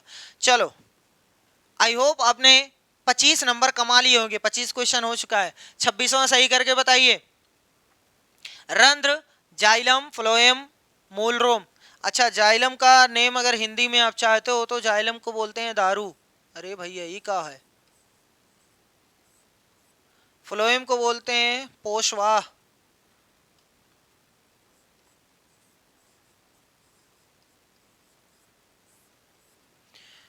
देखो, जाइलम और फ्लोएम के बारे में जान लो कि जो कोई पौधा होता है तो वो नीचे से पानी खींचता है, पानी जो ऊपर तक पत्तियों तक ले जाता है, पानी को ले जाने वाले ऊतक को जाइलम बोलते हैं। देखो, जा से जल होता है तो जा से जाइलम होता है। सही है। और जब पत्तियों ने खाना तैयार कर दिया तो अब वो खाना जो है जो ऊतक सभी अंगों में ले जाएगा उसको बोलते हैं फ्लोएम, यानी जो पोषक को इधर उधर पहुंचाता है उसको बोलते हैं फ्लोएम, और जो जल को पत्तियों तक पहुंचाता है वो जाइलम। तो बहुत आसान है, जल का परिवहन जाइलम करता है और भोजन का परिवहन फ्लोएम करता है। हो गया। रंध्र और मूल रोम, अरे भैया मूल रोम मतलब नीचे वाली जड़, जड़ का काम है वो खींचे खींचे, चाहे पदार्थ कोई पदार्थ हो जैसे नाइट्रोजन वगैरह कुछ भी है, या जल को खींचे, तो ये जल के बारे में कह रहा है। मूल रोम जो है वो जल का अवशोषण करती है, और रंध्र जो होते हैं, रंध्र का मतलब जो पत्तियों में छोटे छोटे छेद होते हैं, ठीक, वो उससे क्या होता है, वाष्पोत्सर्जन होता है भैया। खत्म हो गया। पहले का कनेक्शन तीसरे के साथ, चौथे के साथ नहीं है भैया, चौथे के साथ नहीं है भैया, पहले का तीसरे के साथ है, दूसरे का दूसरे के साथ है। ओहो हो, यही वाला सही है, ये वाला गलत है। सही है, आसान है। चलो नेक्स्ट क्वेश्चन, क्वेश्चन नंबर 27। विभिन्न सजीवों में जनन के संदर्भ में निम्नलिखित कथनों पर विचार कीजिए। ईस्ट में जनन मुकुलन के माध्यम से होता है। हर एक लाइन हमने कहा कुछ इंफॉर्मेशन आपको प्रदान कर रही है, तो आप उसको चाहे तो नोट कर लें और चाहे तो डाउनलोड कर लें दिमाग में, या ऑलरेडी डाउनलोड है तो जल्दी से आंसर बताओ। क्वेश्चन कह रहा है कि ईस्ट में जनन मुकुलन द्वारा होता है। सही बात है, मुकुलन यानी ईस्ट जो होती है, जो खमीर होती है, सर जी इतनी छोटी सी अगर मान लो होती है, उसके बाद छोटी सी टूट जाती है, उसमें से मुकुल कली बन के टूट जाती है, तो मुकुलन द्वारा होता है, ये सही बोला है। शैवाल में जनन प्रक्रिया खंडन के द्वारा होता है, जैसे स्पाइरोगाइरा एक शैवाल है, वो बीच से टूट जाता है, फिर दोनों अलग अलग विकास करते हैं, फिर टूटेगा, ऐसे 2-4 भागों में टूट करके वो करता है। तो शैवाल जो है खंडन द्वारा अपने जनन करते हैं। मांस और फर्न में जनन बीजाणुओं द्वारा होता है, ये भी सही है, ठीक। और वहीं गुलाब अगर आपको लगाना है तो कायिक परिवर्धन द्वारा। आलू का जनन कायिक परिवर्धन द्वारा। कायिक परिवर्धन का मतलब ये होता है कि अगर किसी का जनन जड़ द्वारा, तना द्वारा या पत्ती द्वारा हो तो उसको बोलते हैं कायिक परिवर्धन द्वारा, ठीक। तो ये तीनों सही है। कौन सा सही है, पहला, दूसरा, तीसरा, ठीक है। ये आप इसको एक क्वेश्चन ना मानिए, बल्कि आप इसको इंफॉर्मेशन का भंडार मानिए। चलिए आगे, क्वेश्चन नंबर 28। एक लिंगी पुष्प के संदर्भ में निम्नलिखित कथनों पर विचार कीजिए। करिए भैया जल्दी से। एक लिंगी पुष्पों में या तो केवल पुंकेसर अथवा केवल स्त्री केसर होते हैं। सही बात है, आपको पता है कि एक लिंगी पुष्प उसे कहते हैं जिसमें या तो पुंकेसर रहेगा या तो स्त्री केसर रहेगा। अगर पुंकेसर है तो स्त्री केसर नहीं, स्त्री केसर है तो पुंकेसर नहीं। तो ये सही बोल रहा है। कह रहा है कि सरसों, गुलाब और पिटूनिया के पौधों में उगने वाले पुष्प एक लिंगी होते हैं। नहीं भैया, सरसों, गुलाब, पिटूनिया ये तीनों याद करेंगे, ये एक लिंगी नहीं होते हैं, ये द्विलिंगी होते हैं, ये द्विलिंगी होते हैं भैया, याद कर लेंगे। बार बार ये बताया जा रहा है, एक लिंगी बोला है, द्विलिंगी होते हैं, ये गलत। अच्छा, तब एक लिंगी कौन कौन होते हैं ये भी याद कर लो, याद कर लो। खीरा, ककड़ी, खीरा, ककड़ी, मक्का, ठीक। पपीता, ये भी याद कर लो, क्योंकि ये एनसीईआरटी में लिखा हुआ है इसलिए लिखवा दिए हैं। ये सब हैं द्विलिंगी, ये है एक लिंगी, ठीक है। चलो नेक्स्ट, वैसे पहला वाला सही है। कौन सा सही है, पहला वाला। चलो भैया नेक्स्ट, क्वेश्चन नंबर 29। अच्छा, कितने लोग ऐसे हैं जिनका एक भी क्वेश्चन नहीं गलत हुआ? जल्दी से कमेंट में अपना कमेंट छोड़े, कितना आंसर आपका सही हुआ है, जल्दी से बताओ भैया, कितना सही है, कितना क्वेश्चन आपका सही है। चलो इस क्वेश्चन पे आते हैं। निम्नलिखित कथनों पर विचार करें। पादप का जनन भाग तना होता है। अरे भैया ये कब से हो गया? पादप का जनन भाग पुष्प होता है, फूल होता है। ये तो कह रहा तना होता है, तना नहीं होता है भैया, पुष्प होता है। क्या होता है? पुष्प होता है। तो इसका मतलब ये गलत बोल रहा है, तना कह रहा है। नर और मादा युग्मक के युग्मन का प्रक्रम परागण कहलाता है। नहीं भैया, वो नर और मादा के युग्मक का युग्मन जो होता है ना, वो निषेचन क्रिया होती है। ये कह रहे हैं परागण होता है भैया। नहीं, ऐसा नहीं होता है, निषेचन की क्रिया होती है, उसको बोलते हैं निषेचन। इसका मतलब ये भी गलत बोला है। परिपक्व होने पर अंडाशय फल में विकसित हो जाते हैं, ये सही है, अंडाशय जो होते हैं वो फल बन जाते हैं। डबल रोटी का फफूंद बीजाणु उत्पन्न करने वाला एक पादप जीव है, सही बात है भैया। तीसरा और चौथा सही है, पहला और दूसरा गलत है। उपर्युक्त कथनों में से कौन सा सही है? तो पहला और दूसरा, और क्या, पहला और दूसरा कहाँ है भैया, ये देखो, ठीक है, समझ में आ गया। अच्छा सही है, ओहो हमें गलत दिखाई दिया। कथनों में से कौन सा सही है? तो तीसरा चौथा, तीसरा और चौथा ये सही है। चलो नेक्स्ट क्वेश्चन नंबर 30। निम्नलिखित में से कौन सा एक उपकरण वाहन द्वारा तय की गई दूरी मापता है? ये पिछली बार क्वेश्चन पूछा गया है, पिछली बार 7 जुलाई 2024 को। ये ओडोमीटर क्या होता है भैया? ओडोमीटर हमें ये बताता है कि हमारी गाड़ी कितनी दूर चल चुकी है, ठीक है, यानी तय की गई दूरी। ये ऑप्शन हो जाएगा सही, ओडोमीटर। अच्छा इसके बारे में जान लो, स्पीडोमीटर, इसको क्या बोलते हैं? स्पीडोमीटर। ये क्या होता है? आपकी गाड़ी की स्पीड बताता है, आप कितनी किलोमीटर प्रति घंटा की स्पीड से, जैसे देखो ये देखो स्पीड बना हुआ है, ये है स्पीडोमीटर भैया, यही है स्पीडोमीटर। देखो 20 40 60 80 ऐसे ऐसे होता है ना। और जब आप बहुत तेज चलने लगते हैं तो वहां पर एक लाइन बनी रहती है जो आपको इंडिकेट करती है कि आप बहुत तेज चल रहे हैं, रेड वाले में मत चलिए, ग्रीन वाले में चलिए, ऐसे बना रहता है, उसको बोलते हैं स्पीडोमीटर। ठीक है, ये समझ में आ गया। एक्सीलरोमीटर क्या होता है? अब आजकल की कुछ गाड़ियों में ऐसे आ रहा है कि जैसे आप एक्सीलेटर ज्यादा दबाएंगे तो वो बहुत तेज ऊपर जाएगा, इसका मतलब एक्सीलरोमीटर है वो गाड़ी की जो स्पीड में वृद्धि हो रही है वो चीज बता रहा है। गाड़ी की स्पीड में वृद्धि जो चीज दर्शाती है उसको बोलते हैं एक्सीलरोमीटर। ठीक है, ये है, जैसे आप ज्यादा घुमाएंगे तो ये आगे ज्यादा दूर दिखाएगा, है ना, या और ऊपर जाएगा, जैसे आप हल्का करेंगे वो नीचे आता रहेगा, तो ये एक्सेलेरोमीटर है। और सर जी ये क्या है अल्टीमीटर? क्या होता है अल्टीमीटर? उसे कहते हैं जो जहाज कितनी ऊंचाई पर उड़ रहा है वो चीज बताए, जहाज की ऊंचाई बताने वाले को अल्टीमीटर कहते हैं। ठीक है भैया, तो ये चारों चीजों आपको समझ में आ गई है। पहला है ओडोमीटर जो हमें बताता है गाड़ी हमारी कितनी दूर चली है, कितने किलोमीटर चल चुकी है।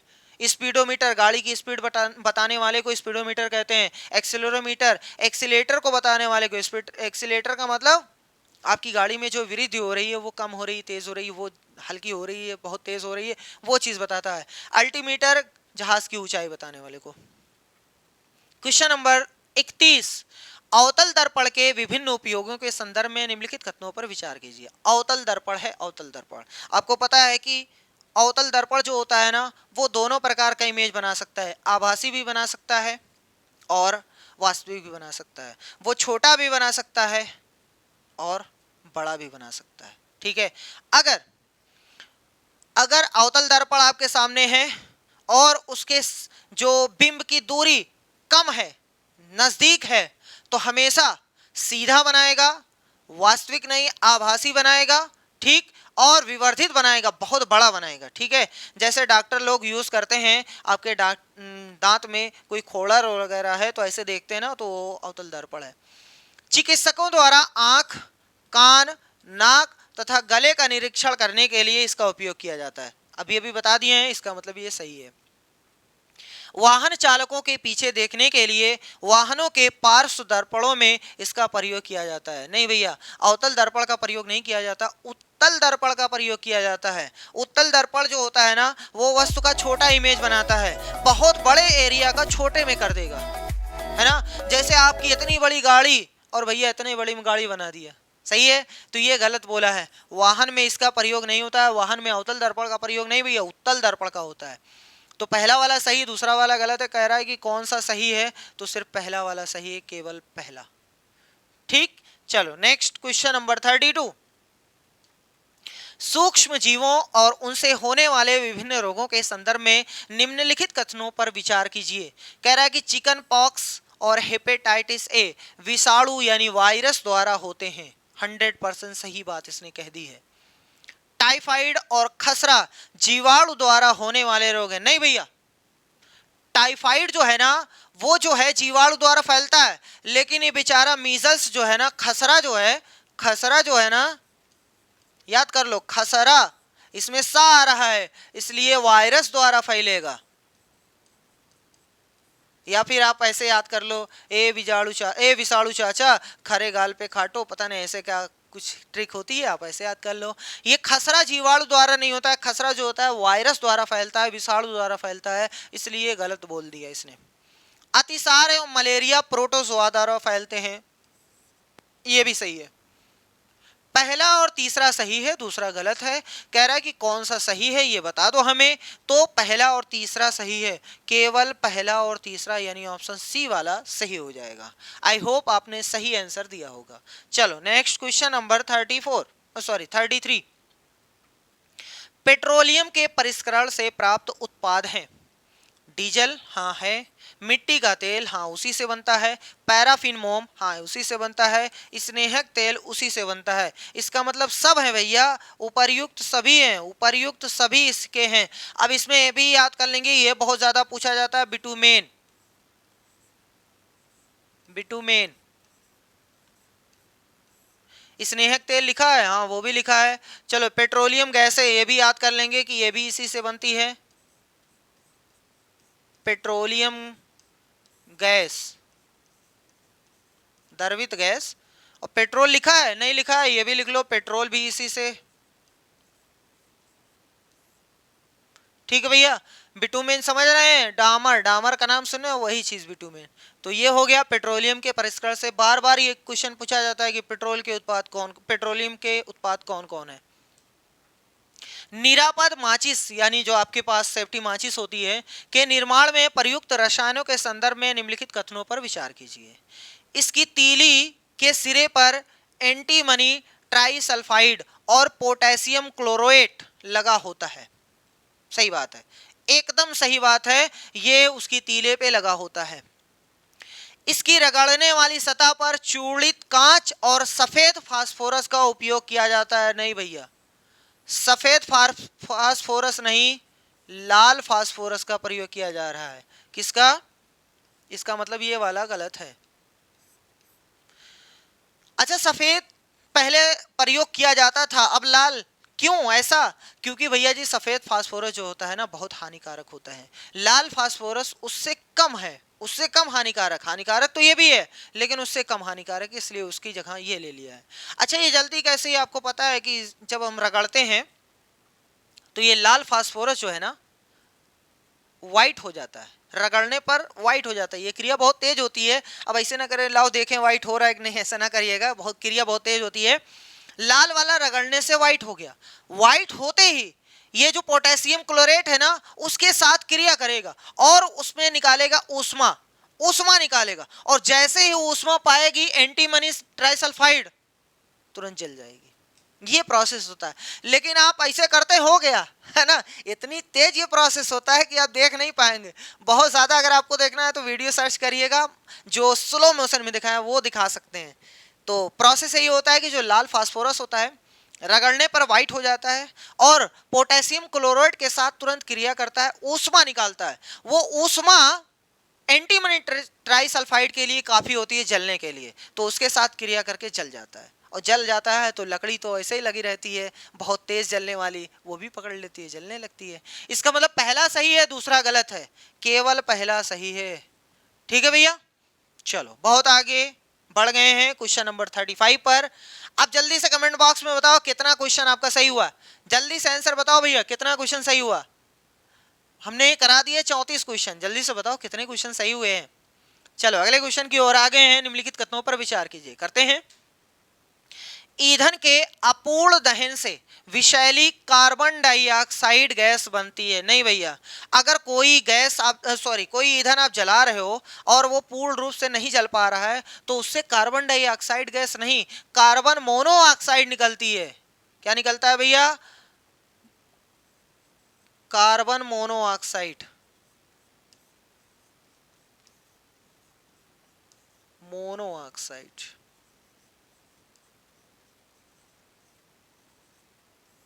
ठीक है भैया, तो ये कह रहा है कार्बन डाइऑक्साइड निकलती, इसका मतलब गलत। वायु में कार्बन डाइऑक्साइड गैस की अधिक मात्रा विश्व उष्णन का कारण बनती है। हाँ भैया, कार्बन डाइऑक्साइड एक गर्म गैस है अब कुछ लोग कहेंगे कि सर जी कैसे, एग्जाम्पल देखना है, अपने हाथ पे ऐसे फूंक करके देखो, आप कार्बन डाइऑक्साइड निकाल रहे हो ना, तो देखो हल्की सी गर्मी महसूस होती है, इसका मतलब ये सही बोल रहा है। सल्फर और नाइट्रोजन के ऑक्साइड वर्षा में घुलकर अम्ल वर्षा उत्पन्न करते हैं, सही बात है। सल्फर और नाइट्रोजन के ऑक्साइड, जो सल्फर डाइऑक्साइड होती है, लिख दें पूरा, sulphur dioxide, nitrogen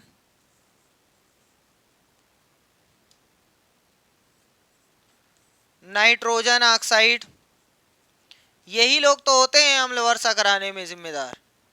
sulphur dioxide oxygen के साथ क्रिया करेगी, सल्फ्यूरिक अम्ल बना लेगी, जल के साथ क्रिया करके सल्फ्यूरिक एसिड बना लेती है भैया। उसके बाद आकर के गिरते हैं ये लोग धड़ाधड़, फिर आकर के फसल उसल को बर्बाद करते हैं। नाइट्रोजन ऑक्साइड जो है नाइट्रिक एसिड बना लेती है, क्या बना लेती है, नाइट्रिक एसिड। उसके बाद आके गिरेंगे, धज्जियाँ उड़ाएंगे ताजमहल की, तो हमारे घर के पपीते की, यही सब की धज्जियाँ उड़ाते हैं। चलो ये सही है, पहला गलत है, दूसरा तीसरा सही है। कौन से सही है आपको बताने हैं, दूसरा तीसरा सही है, यानी केवल दूसरा और तीसरा सही भैया। बात जवान, क्या बात है, आप लोग तो 100% सही आंसर दे रहे होंगे। चलिए ये देखते हैं कि वनस्पति जात और प्राणी जात तथा उनके आवासों के संरक्षण हेतु संरक्षित क्षेत्र चिन्हित किए गए हैं। इन संरक्षित क्षेत्रों के संदर्भ में निम्नलिखित युग्मों में से कौन से सही सुमेलित हैं, ये आपको बताना है। चलो भैया, पहला है अभ्यारण्य, ये तीन हैं लेकिन तीनों आपको याद करने हैं। अभ्यारण्य के बारे में कहा गया है कि वह क्षेत्र जहां प्राणियों अथवा जंतुओं को मारना या उनका शिकार करना अथवा उनको पकड़ना पूर्णतः निषिद्ध होता है। एकदम सही है, आप मार नहीं सकते हो ना पकड़ सकते हो, ये अभ्यारण्य में ऐसा होता है कि आप किसी जानवर को पकड़ नहीं सकते हो ना मार सकते हो। चलो राष्ट्रीय उद्यान क्या होता है वो देख लो, उसके बारे में बताया गया है। वन्य जीवों के लिए आरक्षित क्षेत्र जहां वे स्वतंत्र रूप से आवास एवं प्राकृतिक संसाधनों का उपयोग कर सकें। जो जानवर हैं वो लोग एकदम आराम से घूमे टहले, कोई दिक्कत नहीं है, कोई वहां जाएगा नहीं, कोई मनुष्य वहां जा नहीं सकता है, उसको बोलते हैं राष्ट्रीय उद्यान। जैव मंडल आरक्षित क्षेत्र, ये क्या होता है, ये होता है वन्य जीवन, पौधों, जंतु संसाधनों और उस क्षेत्र के आदिवासियों के पारंपरिक ढंग से जीवन यापन हेतु विशाल संरक्षित क्षेत्र, उसको बोलते हैं जैवमंडल एवं आरक्षित क्षेत्र। तीनों याद कर लेना है, तीनों अपने आप में कंप्लीट डेफिनेशन लिखी हुई है, इसका मतलब तीनों सही है। कौन से सही है, तो भैया जी पहला दूसरा तीसरा, ये तीनों सही है, याद रखेंगे, अपनी खोपड़िया में डाउनलोड जरूर कर लेंगे। चलिए क्वेश्चन नंबर 37, कोशिका के मूल घटक कोशिका झिल्ली, कोशिका द्रव्य और केंद्रक हैं। इन घटकों के संदर्भ में निम्नलिखित कथनों पर विचार कीजिए। पहला बोला है कि कोशिका झिल्ली एक कोशिका को दूसरी कोशिका एवं घेरे हुए माध्यम से अलग करती है, तभी तो कोशिका झिल्ली लगी होती भैया, तो एक कोशिका अलग है एक कोशिका अलग है, झिल्ली के द्वारा ही तो अलग होती है, इसका मतलब ये सही है। कोशिका द्रव्य कोशिका झिल्ली एवं केंद्रक के बीच पाए जाने वाला एक जेली जैसा पदार्थ है। कोशिका द्रव्य है, कोशिका झिल्ली के अंदर पैक रहता है, जेली की नुमा होता है, उसको बोलते हैं कोशिका द्रव्य। क्रोमोसोम्स अथवा गुणसूत्र केंद्रक में उपस्थित होते हैं। केंद्रक में क्रोमोसोम होते हैं, आप सभी को पता है। गुणसूत्रों की संख्या 46 है, 23 जोड़े हैं, सही है। और अगर कोई बात करे कि केंद्रक में क्या होता है तो आप बताओगे क्रोमोसोम। अगर राइजोसोम की बात करें तो वो जेली के अंदर होता है। ये जो होता है ना एक जेली, कोशिका झिल्ली के अंदर जो कोशिका द्रव्य होता है ना उसके अंदर पाया जाता है, उसी के अंदर माइटोकॉन्ड्रिया, उसी के अंदर रिक्तिका, उसी के अंदर राइजोसोम, ये सारी चीजें पाई जाती हैं। तो ये तीनों चीजें सही है। कौन सा सही है भैया, ये देखो, ये देखो, पहला दूसरा तीसरा सही है। चलो नेक्स्ट, हाँ कोई दिक्कत तो नहीं है ना, कोशिका झिल्ली में केंद्र के बीच पाया जाता है, सही तो है, क्रोमोसोम है तो। चलो नेक्स्ट क्वेश्चन 38। चलिए क्वेश्चन नंबर 38 कह रहा है कि प्रोकैरियोटिक कोशिका के संदर्भ में निम्नलिखित कथनों पर विचार कीजिए। इसमें केंद्रक झिल्ली अनुपस्थित होती है। सही बात है भैया। अगर किसी कोशिका में केंद्रक झिल्ली नहीं पाई जाती है तो उसको बोलते हैं प्रोकैरियोटिक सेल, और अगर केंद्रक झिल्ली जो है पाई जाती है तो उसको बोलते हैं यूकैरियोटिक। क्या बोलते हैं? यूकैरियोटिक। चलो पूरा हम नहीं लिख रहे हैं, ऐसे लिख करके काम चला दे रहे हैं। यूकैरियोटिक, जैसे प्याज है यूकैरियोटिक है, जैसे हमारी जो सेल है वो यूकैरियोटिक है, लेकिन ये तो प्रोकैरियोटिक की बात कर रहा है। और ये भी याद रखें कि प्रोकैरियोटिक में जैसे एग्जांपल में क्या बता दें भैया, जीवाणु, कवक, किसके हैं ये? हाँ, यूकैरियोटिक नहीं है भैया, जीवाणु हैं, कवक हैं, ये लोग हैं प्रोकैरियोटिक। क्या हैं? प्रोकैरियोटिक। चलो हम लिख दे रहे हैं प्रोकैरियोटिक। एक चीज अपनी खोपड़िया में भी डाउनलोड कर लेंगे कि वायरस चचा, विषाणु चचा, वायरस चचा जो है ना यू के अंदर आते हैं ना प्रो के अंदर आते हैं, याद रखेंगे ये भी। चलो अगला, ये तो सही है। विषाणु और नीले हरे शैवाल इसके उदाहरण है। नहीं भैया, विषाणु है तो गलत करता है गधावा, नहीं ये नहीं सही है। विषाणु जो है, वायरस जो है ना यूकैरियोटिक है ना प्रोकैरियोटिक है। कौन सा सही है? केवल पहला। कौन सा सही भैया? केवल पहला। चलो अगला 39, पादप और जंतु कोशिकाएं एक दूसरे से भिन्नता रखती हैं, इस भिन्नता के संदर्भ में निम्नलिखित कथनों पर विचार कीजिए। पहला कह रहा है कि जंतु कोशिका में पादप कोशिका से इतर कोशिका भित्ति नामक अतिरिक्त आवरण होता है। नहीं भैया, जंतु कोशिका में कोशिका भित्ति नहीं होती है, पादप कोशिका में कोशिका भित्ति पाई जाती है। ये कह रहे हैं जंतु कोशिका में पाई जाती है, गलत बोल रहा है ये। प्लेस्टिड नामक रंगीन संरचनाएं केवल पादप कोशिका में ही पाई जाती हैं। हाँ, ये सही बोल रहा है, क्योंकि प्लेस्टिड जो होती है सिर्फ पादप कोशिका में ही पाई जाती है, उसी से उसका कलर निर्धारण होता है। जैसे पेड़ पौधे आपने देखा हरा होता है, कुछ पेड़ पौधे हरे एकदम होते हैं, वो क्यों होते हैं? क्योंकि हरित लवक के कारण होते हैं। ठीक है, हरित लवक क्या है? प्लेस्टिड ही तो है भैया, इसका मतलब ये सही है। तीसरा, गलत ना लगाओ भैया, सही लगाए हमने। जंतु कोशिका में अनेक छोटी छोटी रिक्तकाएं होती हैं, जबकि पादप कोशिका में एक बड़ी केंद्रीय रिक्तका होती है। ये सही है, कोई भी सेल होती है तो उसके अंदर छोटी छोटी रिक्तका होती है। ये जंतु में बहुत ज्यादा होता है, लेकिन पादप में एक बड़ी सी होती है। सही है। अरे जैसे ऐसे इस तरीके से ऐसे कोई कोशिका है तो यहाँ ऐसे ऐसे रिक्तका, उसमें कुछ नहीं होता, वो खाली स्थान होता है। ठीक है, तो भैया जी दूसरा और तीसरा सही है। कौन सा सही है ये पूछा है, तो दूसरा और तीसरा, केवल दूसरा और तीसरा सही है। चलो क्वेश्चन नंबर हो गया 39 का सत्यानाश। अब पहुंच गए हैं 40 पर। कह रहा है कि इसको इससे मिलाओ। ठीक है भैया, यहां मिला रहे हैं। थायराइड है, अग्न्याशय है, अधिवृक्क है, पीयूष है। थायराइड, अग्न्याशय, अधिवृक्क, पीयूष। पीयूष का एक नेम और याद कर लो, मास्टर ग्रंथि है, इसको बोलते हैं भैया मास्टर ग्लैंड है, ये मास्टर ग्रंथि है। और जितनी छोटी छोटी ग्रंथियां हैं ना उनको कंट्रोल में किए रहती हैं। जब तक हम कहेंगे नहीं तब तक अपना जो हार्मोन है रिलीज नहीं करना है, ये सबको आदेश देती है। जैसे थायराइड है, एडिरिनल है, उन सबको ये आदेश देती है भैया कि जब तक हम कहेंगे नहीं तब तक आप हार्मोन रिलीज नहीं करोगे। तो चलो देखते हैं, थायराइड जो होती है वो थायरॉक्सिन नामक वो निकालती है। तो थायरॉक्सिन कहाँ है? ये देखो। वहीं अग्न्याशय जो होता है पेट के नीचे वो इंसुलिन निकालता है। इंसुलिन क्या काम करता है? अरे भैया, आप जैसे किसी में हो जाता है शुगर की बीमारी तो वो ग्लूकोज को कंट्रोल करता है।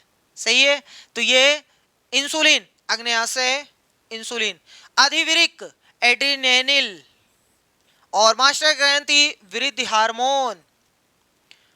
बहुत तगड़ा होता है ये पीयूष, यही होता है इसके अंदर, यही होता है इसके सामने, यही अंदर वो, और 0.6 ग्राम का होता है।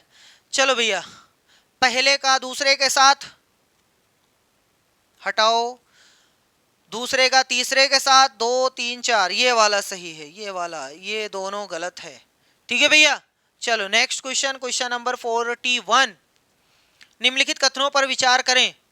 जब X गुणसूत्र वाला शुक्राणु अंडाणु को निषेचित करता है। अच्छा पहले समझ लो, देख लो, ये है मेल, ये मेल नहीं दिखाई दे रहा है। सर जी आप कौन सी पेन यूज कर रहे हैं? चलो भैया देखो फिर से, ये है मेल, ये है फीमेल। आपको पता है कि दोनों के अंदर 23 जोड़ी गुणसूत्र पाए जाते हैं, 23 जोड़ी क्रोमोसोम्स पाए जाते हैं। सबसे पता है, सबको पता है, कोई दिक्कत नहीं। 23 जोड़ी यानी 46 गुणसूत्र पाए जाते हैं, जिसमें एक जोड़ी होते हैं लिंग निर्धारण के लिए। मेल में उसका नेम है एक्स और वाई, मेल में एक्स और वाई, समझ में आ रहा है, और फीमेल में उसका है एक्स और एक्स। यानी अब ये याद रखेंगे कि अगर एक्स और वाई बनता है तो ये बनेगा लड़का, और अगर एक्स एक्स बना तो ये बनेगा लड़की। सही भैया। अब चलो देखो, इनका रहता है अंडाणु, इनका रहता है शुक्राणु। शुक्राणु जो होता है उसमें एक्स भी हो सकता है, उसमें वाई भी हो सकता है। देखो एक्स और वाई दोनों, अरे जोड़ी है तो एक शुक्राणु में एक ही रहेगा, चाहे एक्स रहेगा चाहे वाई। लेकिन फीमेल में जो अंडाणु रहेगा उनमें एक ही रहेगा, चाहे ये वाला एक्स ढकेलो चाहे ये वाला। सही है, समझ में आया। इनका एक अंडाणु तैयार होगा तो उसमें एक्स रहेगा, उसमें एक्स, अरे चाहे एक्स रहेगा चाहे एक्स रहेगा, एक्स रहेगा, उनके पास एक्स है। अब इनके पास एक्स है, इनके पास दो है, एक्स और वाई। अगर इनका एक्स का शुक्राणु इनके एक्स से गया मिलने, निषेचन की क्रिया हुई, तो जो बच्चा पैदा होगा वो एक्स एक्स होगा। क्या होगा? X x. तो क्या होगा उसका, वो नर होगा कि मादा भैया, मतलब वो लड़की होगी, एक्स एक्स। तो क्या बनेगा? लड़की। अगर इनका एक वाई शुक्राणु इसके एक्स से मिला तो बनेगा वाई एक्स। अब ये क्या बनेगा? लड़का। सही है। तो लड़का और लड़की, कुछ लोग पहले कहते थे कि भैया जी, अभी देखो हमारे स्कूल में ही ऐसा है कि एक लोग के थे कि अगर लड़की हुई तो घर में रहना नहीं है। अरे भैया, तो पतोह की क्या गलती है लड़की और लड़का होने में? जो आपके बेटे हैं ना, गलती उनकी है, उनका ही निर्धारण करता है कि लड़का होगा कि लड़की। वो तो कुछ नहीं कर रहे हैं, पतोह कहाँ कुछ कर रहे हैं, बेटा ही तो सब कुछ कर रहा है।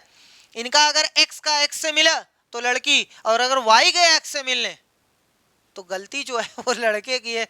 अब लड़की को काहे कोस रहे हो? सही है। इसका मतलब लिंग का निर्धारण किसकी वजह से होता है? मेल के शुक्राणु से होता है। अंडाणु का कोई रोल उसमें नहीं है, लड़का होगा कि लड़की, ये फीमेल कुछ उसमें नहीं कर पाती है। ठीक, चलो अब देखते हैं।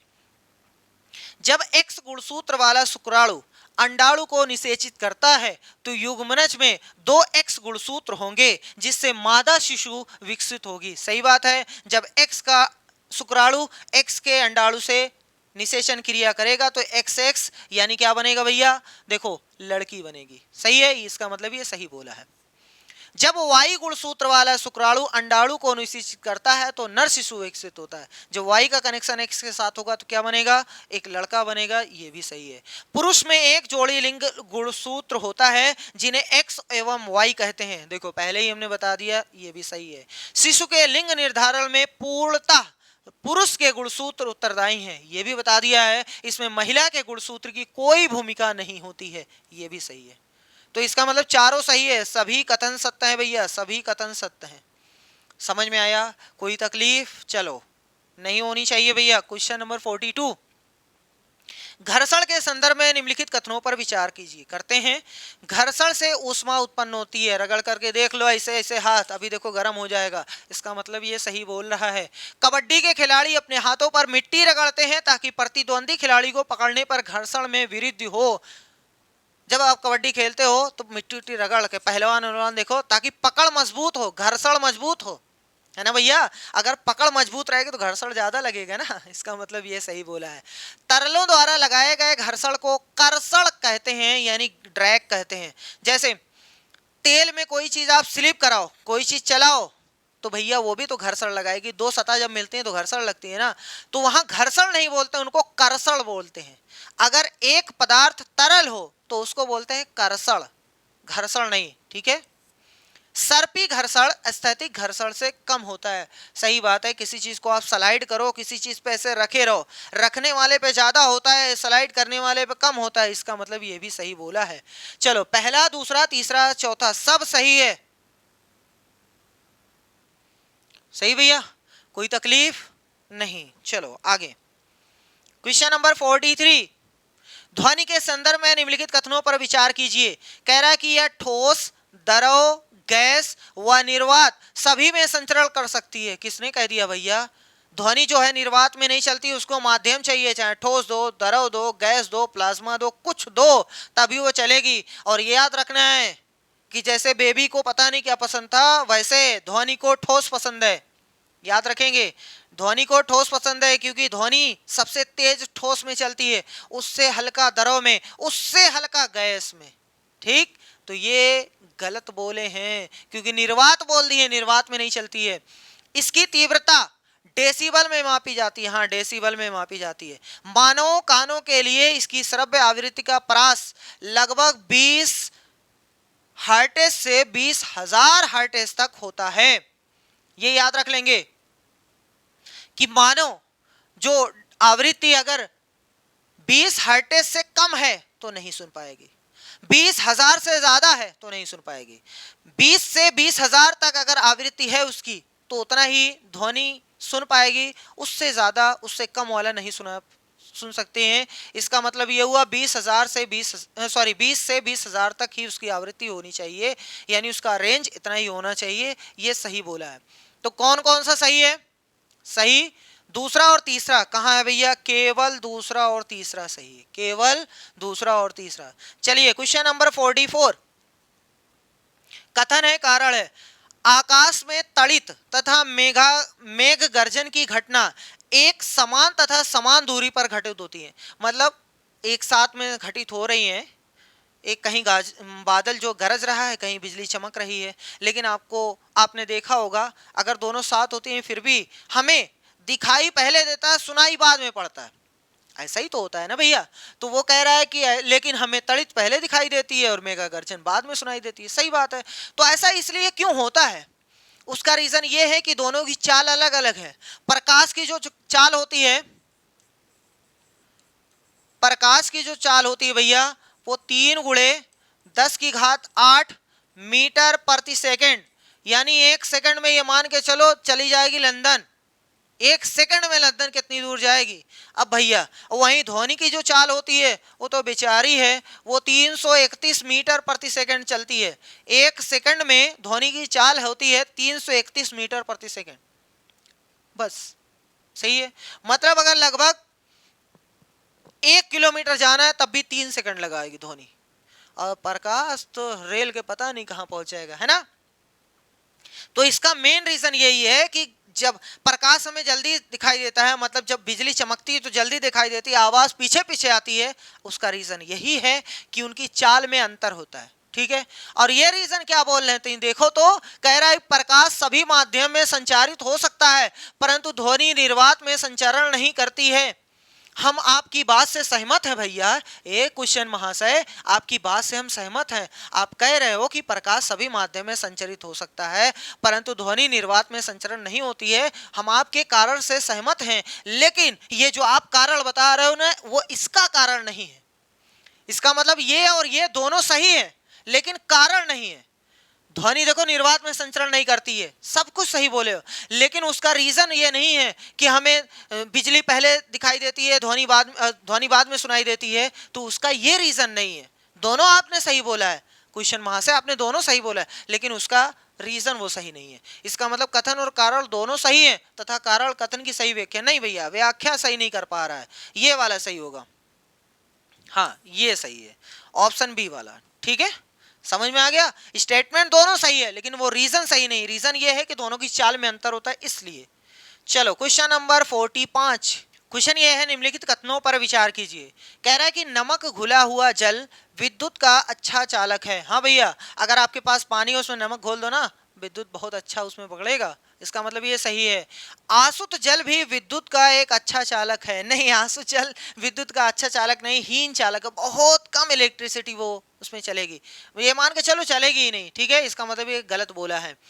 पेयजल में खनिज लवणों की अल्प मात्रा प्राकृतिक रूप से विद्यमान होती है, जो हम लोग पीते हैं उसमें, इसलिए यह भी विद्युत का सुचालक होता है। सही बात है, जो आप नल चलाते हो पानी निकलता है उसमें देखो विद्युत पकड़ लेगा, इसका मतलब ये सही है। कह रहा उपर्युक्त में से असत्य कथन बताओ। ओहो गलत वाला बताओ, तो गलत कौन सा है, दूसरा वाला कौन सा, ऑप्शन सी वाला सही हो जाएगा, ऑप्शन सी सही है। चलिए क्वेश्चन नंबर 46 कौन सा है भैया, कह रहा है निम्नलिखित कथनों में असत्य कथन की पहचान कीजिए। असत्य आपको बताना है, सत्य नहीं बताना, असत्य। प्रकाश उत्सर्जक डायोड ऊर्जा की कम खपत करते हैं, यानी एलईडी लाइट्स जो होते हैं ऊर्जा की कम खपत करते हैं, ये तो सही बोला है, सही बोला है, गलत वाला में ढूंढना है, चलो सही लगाए मैं फिलहाल। प्रदीप्ति नलिका यानी आपके पास ट्यूबलाइट जो होती है, प्रकाश उत्सर्जक डायोड की तुलना में यानी एलईडी की तुलना में ऊर्जा की ज्यादा खपत करते हैं, सही है। ये जो ट्यूबलाइट है लेड की तुलना में ऊर्जा की ज्यादा खपत करते हैं, ये भी सही है। आगे बोला है सनहत प्रदीप्ति लैंप यानी सीएफएल प्रकाश उत्सर्जक डायोड से ज्यादा ऊर्जा की खपत करते हैं, परंतु ये पर्यावरण के लिए खतरनाक नहीं है। नहीं भैया, ये तो आपने सही बोला, ऊर्जा की कम ज्यादा खपत करते हैं, ये तो सही बोला है। कह रहा है कि पर्यावरण के लिए खतरनाक नहीं है, खतरनाक है भैया। सीएफएल जो आते थे ना, जो ऐसे होता था बल्ब, आपने देखा होगा ना, यहाँ होल्डर लगा रहता था ऐसे, ये वाला बल्ब आपने देखा है, वो जब फूटता था ना उसके अंदर पारा भरा होता था, पारा, पारा जो होता है बहुत हानिकारक होता है, तो इसलिए ये कह रहे हैं कि पर्यावरण के लिए खतरनाक नहीं है। नहीं भैया खतरनाक है। सनहत प्रदीप्ति लैंप यानी सीएफएल प्रदीप्ति नलिका से ज्यादा ऊर्जा खपत करते हैं। अच्छा भैया फिर से देखो, यहाँ है भैया, मिट जाओ, काहे परेशान की हो। कह रहा है सीएफएल जो है ट्यूबलाइट से ज्यादा ऊर्जा खपत करते हैं। नहीं भैया, ट्यूबलाइट ज्यादा ऊर्जा खपत करती थी, इसका मतलब ये भी गलत बोले हो। कौन सा कह रहा है, असत्य बताओ, तो तीसरा और चौथा असत्य है, यानी सी वाला सही है। समझ में आया, कोई दिक्कत तो नहीं है। चलो next question number 47 Michael Bevan, मानव नेत्र के संदर्भ में निम्नलिखित कथनों पर विचार कीजिए। मानव नेत्र, अपनी आंख को देखो, सामान्य नेत्र दूर रखी वस्तुओं के साथ साथ निकट की वस्तुओं को भी स्पष्टता से देख सकता है, 100% सही बात। वह न्यूनतम दूरी जिस पर नेत्र वस्तुओं को स्पष्टता से देख सकता है आयु के साथ परिवर्तित होती रहती है। अगर आपका शरीर स्वस्थ है तो आप ये माना जाता है कि 25 सेंटीमीटर की दूरी, सॉरी 25 सेंटीमीटर की दूरी ये परफेक्ट होती है किसी चीज को देखने के लिए। 25 सेंटीमीटर की दूरी सही मानी गई है, इसका मतलब ये सही है। कह रहा है कि मोतियाबिंद नेत्र का लेंस धुंधला हो जाने के कारण होता है, सही है। जो आगे का लेंस है ना मोतियाबिंद में वो खराब हो जाता है, मतलब धुंधला हो जाता है, तो आप ऑपरेशन करवाने जाओगे वो निकाल करके दूसरा लेंस लगा दिया जाता है। तो ये भी सही बोला है कि कौन सा सही है, तो भैया तीनों सही हैं, पहला है सही, दूसरा भी सही है, तीसरा भी सही है। चलिए अगले क्वेश्चन की ओर धीरे धीरे कदमों से। जंतुओं के नेत्र विभिन्न आकृति के होते हैं तथा विभिन्न विशेषताएं रखते हैं। इन विशेषताओं के संदर्भ में निम्नलिखित कथनों पर विचार कीजिए। केकड़े के नेत्र बहुत छोटे होते हैं परंतु वह चारों ओर देख सकता है, सही बोला है। तितली के नेत्र बड़े होते हैं परंतु सहस्त्रों छोटे नेत्रों से मिलकर बने प्रतीत होते हैं। तितली का जो नेत्र होता है ना बहुत बड़ा दिखाई देता है, लेकिन उसमें दिखाई देगा छोटे छोटे, जैसे छोटे छोटे आंख मिली हुई ना, ऐसा होता नहीं है, बस खाली पता चलता है। उल्लू के नेत्र में बड़ा कार्निया तथा बड़ी पुतली होती है ताकि नेत्र में अधिक प्रकाश प्रवेश कर सके, इसीलिए तो उल्लू रात में देखता है भैया। चलो तीनों सही है, कौन सा, पहला, दूसरा, तीसरा सही है। सभी इंफॉर्मेशन आप अपने दिमाग में डाउनलोड जरूर कर लेंगे। क्वेश्चन नंबर 49, तारों और ग्रहों में अंतर के संदर्भ में निम्नलिखित कथनों में से कौन सा सही है। तारों का अपना प्रकाश होता है जबकि ग्रहों में नहीं, सही बात है। जितने तारे हैं, जैसे हमारा सूर्य भी एक तारा है, तो उसके पास खुद के प्रकाश होते हैं, और जितने ग्रह हैं ना सब उनसे प्रकाश उधार लेते हैं, रात में दिन में सब प्रकाश उधार लेते हैं, तभी चमकते रहते हैं। ठीक है, खुद का प्रकाश ग्रहों के पास नहीं होता है, सिर्फ तारों के पास होता है। तारे टिमटिमाते हैं जबकि ग्रह ऐसा नहीं करते। जब प्रकाश है नहीं तो कहां से टिमटिमाएंगे भैया। ग्रहों के सापेक्ष तारों की स्थिति में परिवर्तन होता रहे। अरे नहीं नहीं नहीं नहीं, ये कह रहा है ग्रहों के सापेक्ष तारों की स्थिति में परिवर्तन होता है। क्या ग्रह जैसे कहेंगे वैसे तारे चलेंगे? नहीं भैया। क्या हम आप बताओ, जैसी हमारी पृथ्वी कहेगा वैसा हमारा सूरज चलेगा? नहीं। क्या मंगल जैसे कहेगा वैसा सूरज चलेगा? नहीं। सूरज कहेगा भैया मंगल चलो हमरे इधर उधर घूमो, भैया पृथ्वी चलो इधर उधर घूमो, है ना। जैसा वो लोग चाहेंगे, जैसा तारा चाहेगा वैसे उसकी स्थिति चेंज होगी ग्रहों की। तो ग्रह के कहने पर तारे नहीं चलते हैं, तारों के कहने पे ग्रह चलते हैं। सही है, तो ये गलत बोल दिया। प्रयोग करके सही उत्तर बताओ भैया। सही सही कौन है? पहला दूसरा, यानी ऑप्शन ए वाला सही है।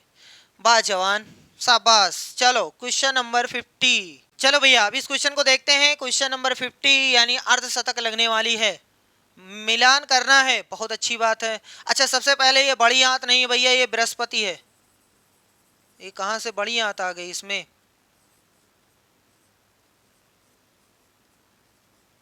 ये है बृहस्पति। चलो, बुध शुक्र बृहस्पति अरुण, सूर्य का निकटतम ग्रह ये भैया सूर्य चचा है, ये है मरकरी। बुध जिसको कहते हैं वही है सबसे पास का, यानी बुध जो है सूर्य का निकटतम ग्रह है। शुक्र क्या है? रात्रि के आकाश में सबसे अधिक चमकीला ग्रह, रात्रि के आकाश में सबसे ज्यादा चमकने वाला, जिसको सांझ का तारा, भोर का तारा ये सब कहा जाता है। पृथ्वी की बहन इसी को कहा जाता है भैया, याद रखेंगे। बृहस्पति सौर परिवार का सबसे बड़वार ग्रह है भैया ये। और अरुण अपने अक्ष पर अत्यधिक झुका हुआ है, यूरेनस। ठीक है, ये देखो है भैया, ये देखो यूरेनस चचा है, याद रखेंगे।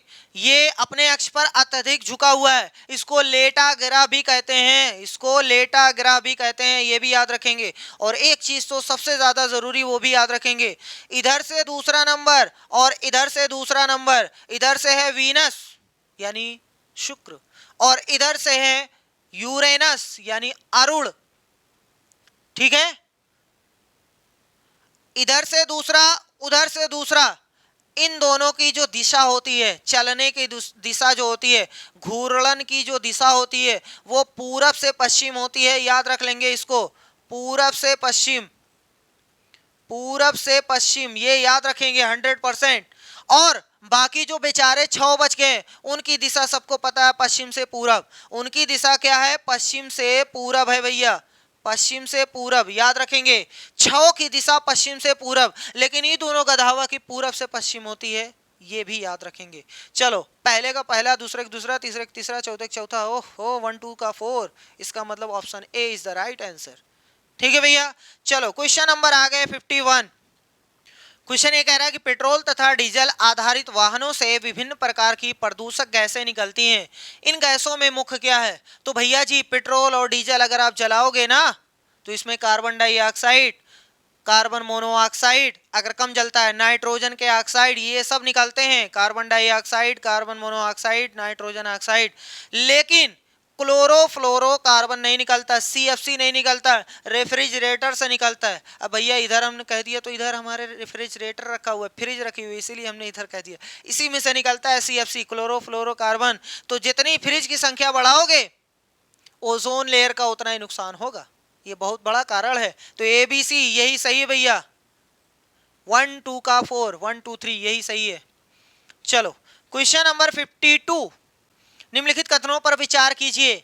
ओजोन परत सूर्य से आने वाली हानिकारक पराबैंगनी किरणों से बचाव करती है। अरे भैया ओजोन हमारी बचत करती है, हम ओजोन का सत्यानाश करते हैं फ्रिज लगा करके, है ना। ऐसा नहीं करना चाहिए, सही बोला है। धुएं में नाइट्रोजन के ऑक्साइड अन्य वायु प्रदूषकों तथा कोहरे से मिलकर धूम कोहरा बनाते हैं। आजकल ये धूम कोहरा जाके देखो बड़े बड़े मेट्रोपॉलिटन शहर में, दिल्ली है, बंबई, वहां देखो बहुत ज्यादा होगा। पेट्रोलियम परिष्करणशालाएं सल्फर डाइऑक्साइड तथा नाइट्रोजन डाइऑक्साइड जैसी गैसीय प्रदूषकों के प्रमुख स्रोत हैं भैया। जितनी बड़ी बड़ी फैक्ट्रियां हैं ना, वहां से सल्फर डाइऑक्साइड, नाइट्रोजन डाइऑक्साइड बहुत निकलती है भैया। बहुत ही मना किया गया, लेकिन फिर भी लोग पैसा लेके चलाते रहते हैं। आगे, पेट्रोल तथा डीजल ईंधनों के अपूर्ण दहन से कार्बन डाइऑक्साइड उत्पन्न होती है। नहीं भैया, कार्बन डाइऑक्साइड नहीं, कार्बन मोनोऑक्साइड। किसी चीज का आप अपूर्ण दहन करोगे, पूरी तरीके से नहीं जलाओगे, तो कार्बन मोनोऑक्साइड गैस बनती है, जो कि बहुत खतरनाक होती है। इसीलिए कहा जाता है कोई चीज अगर जलाओ, अगर वो सुलगे जले ना अच्छी तरीके से, तो वहां मत खड़े हो, सब आपके फेफड़े में जाएगा, बर्बाद करेगा। इसका मतलब ये गलत बोला है, कार्बन डाइऑक्साइड नहीं भाई, कार्बन मोनोऑक्साइड बनती है। तो कह रहा है क्या, असत्य कथन। ओ हो, असत्य कथन केवल 4, केवल 4। चलो भैया नेक्स्ट क्वेश्चन।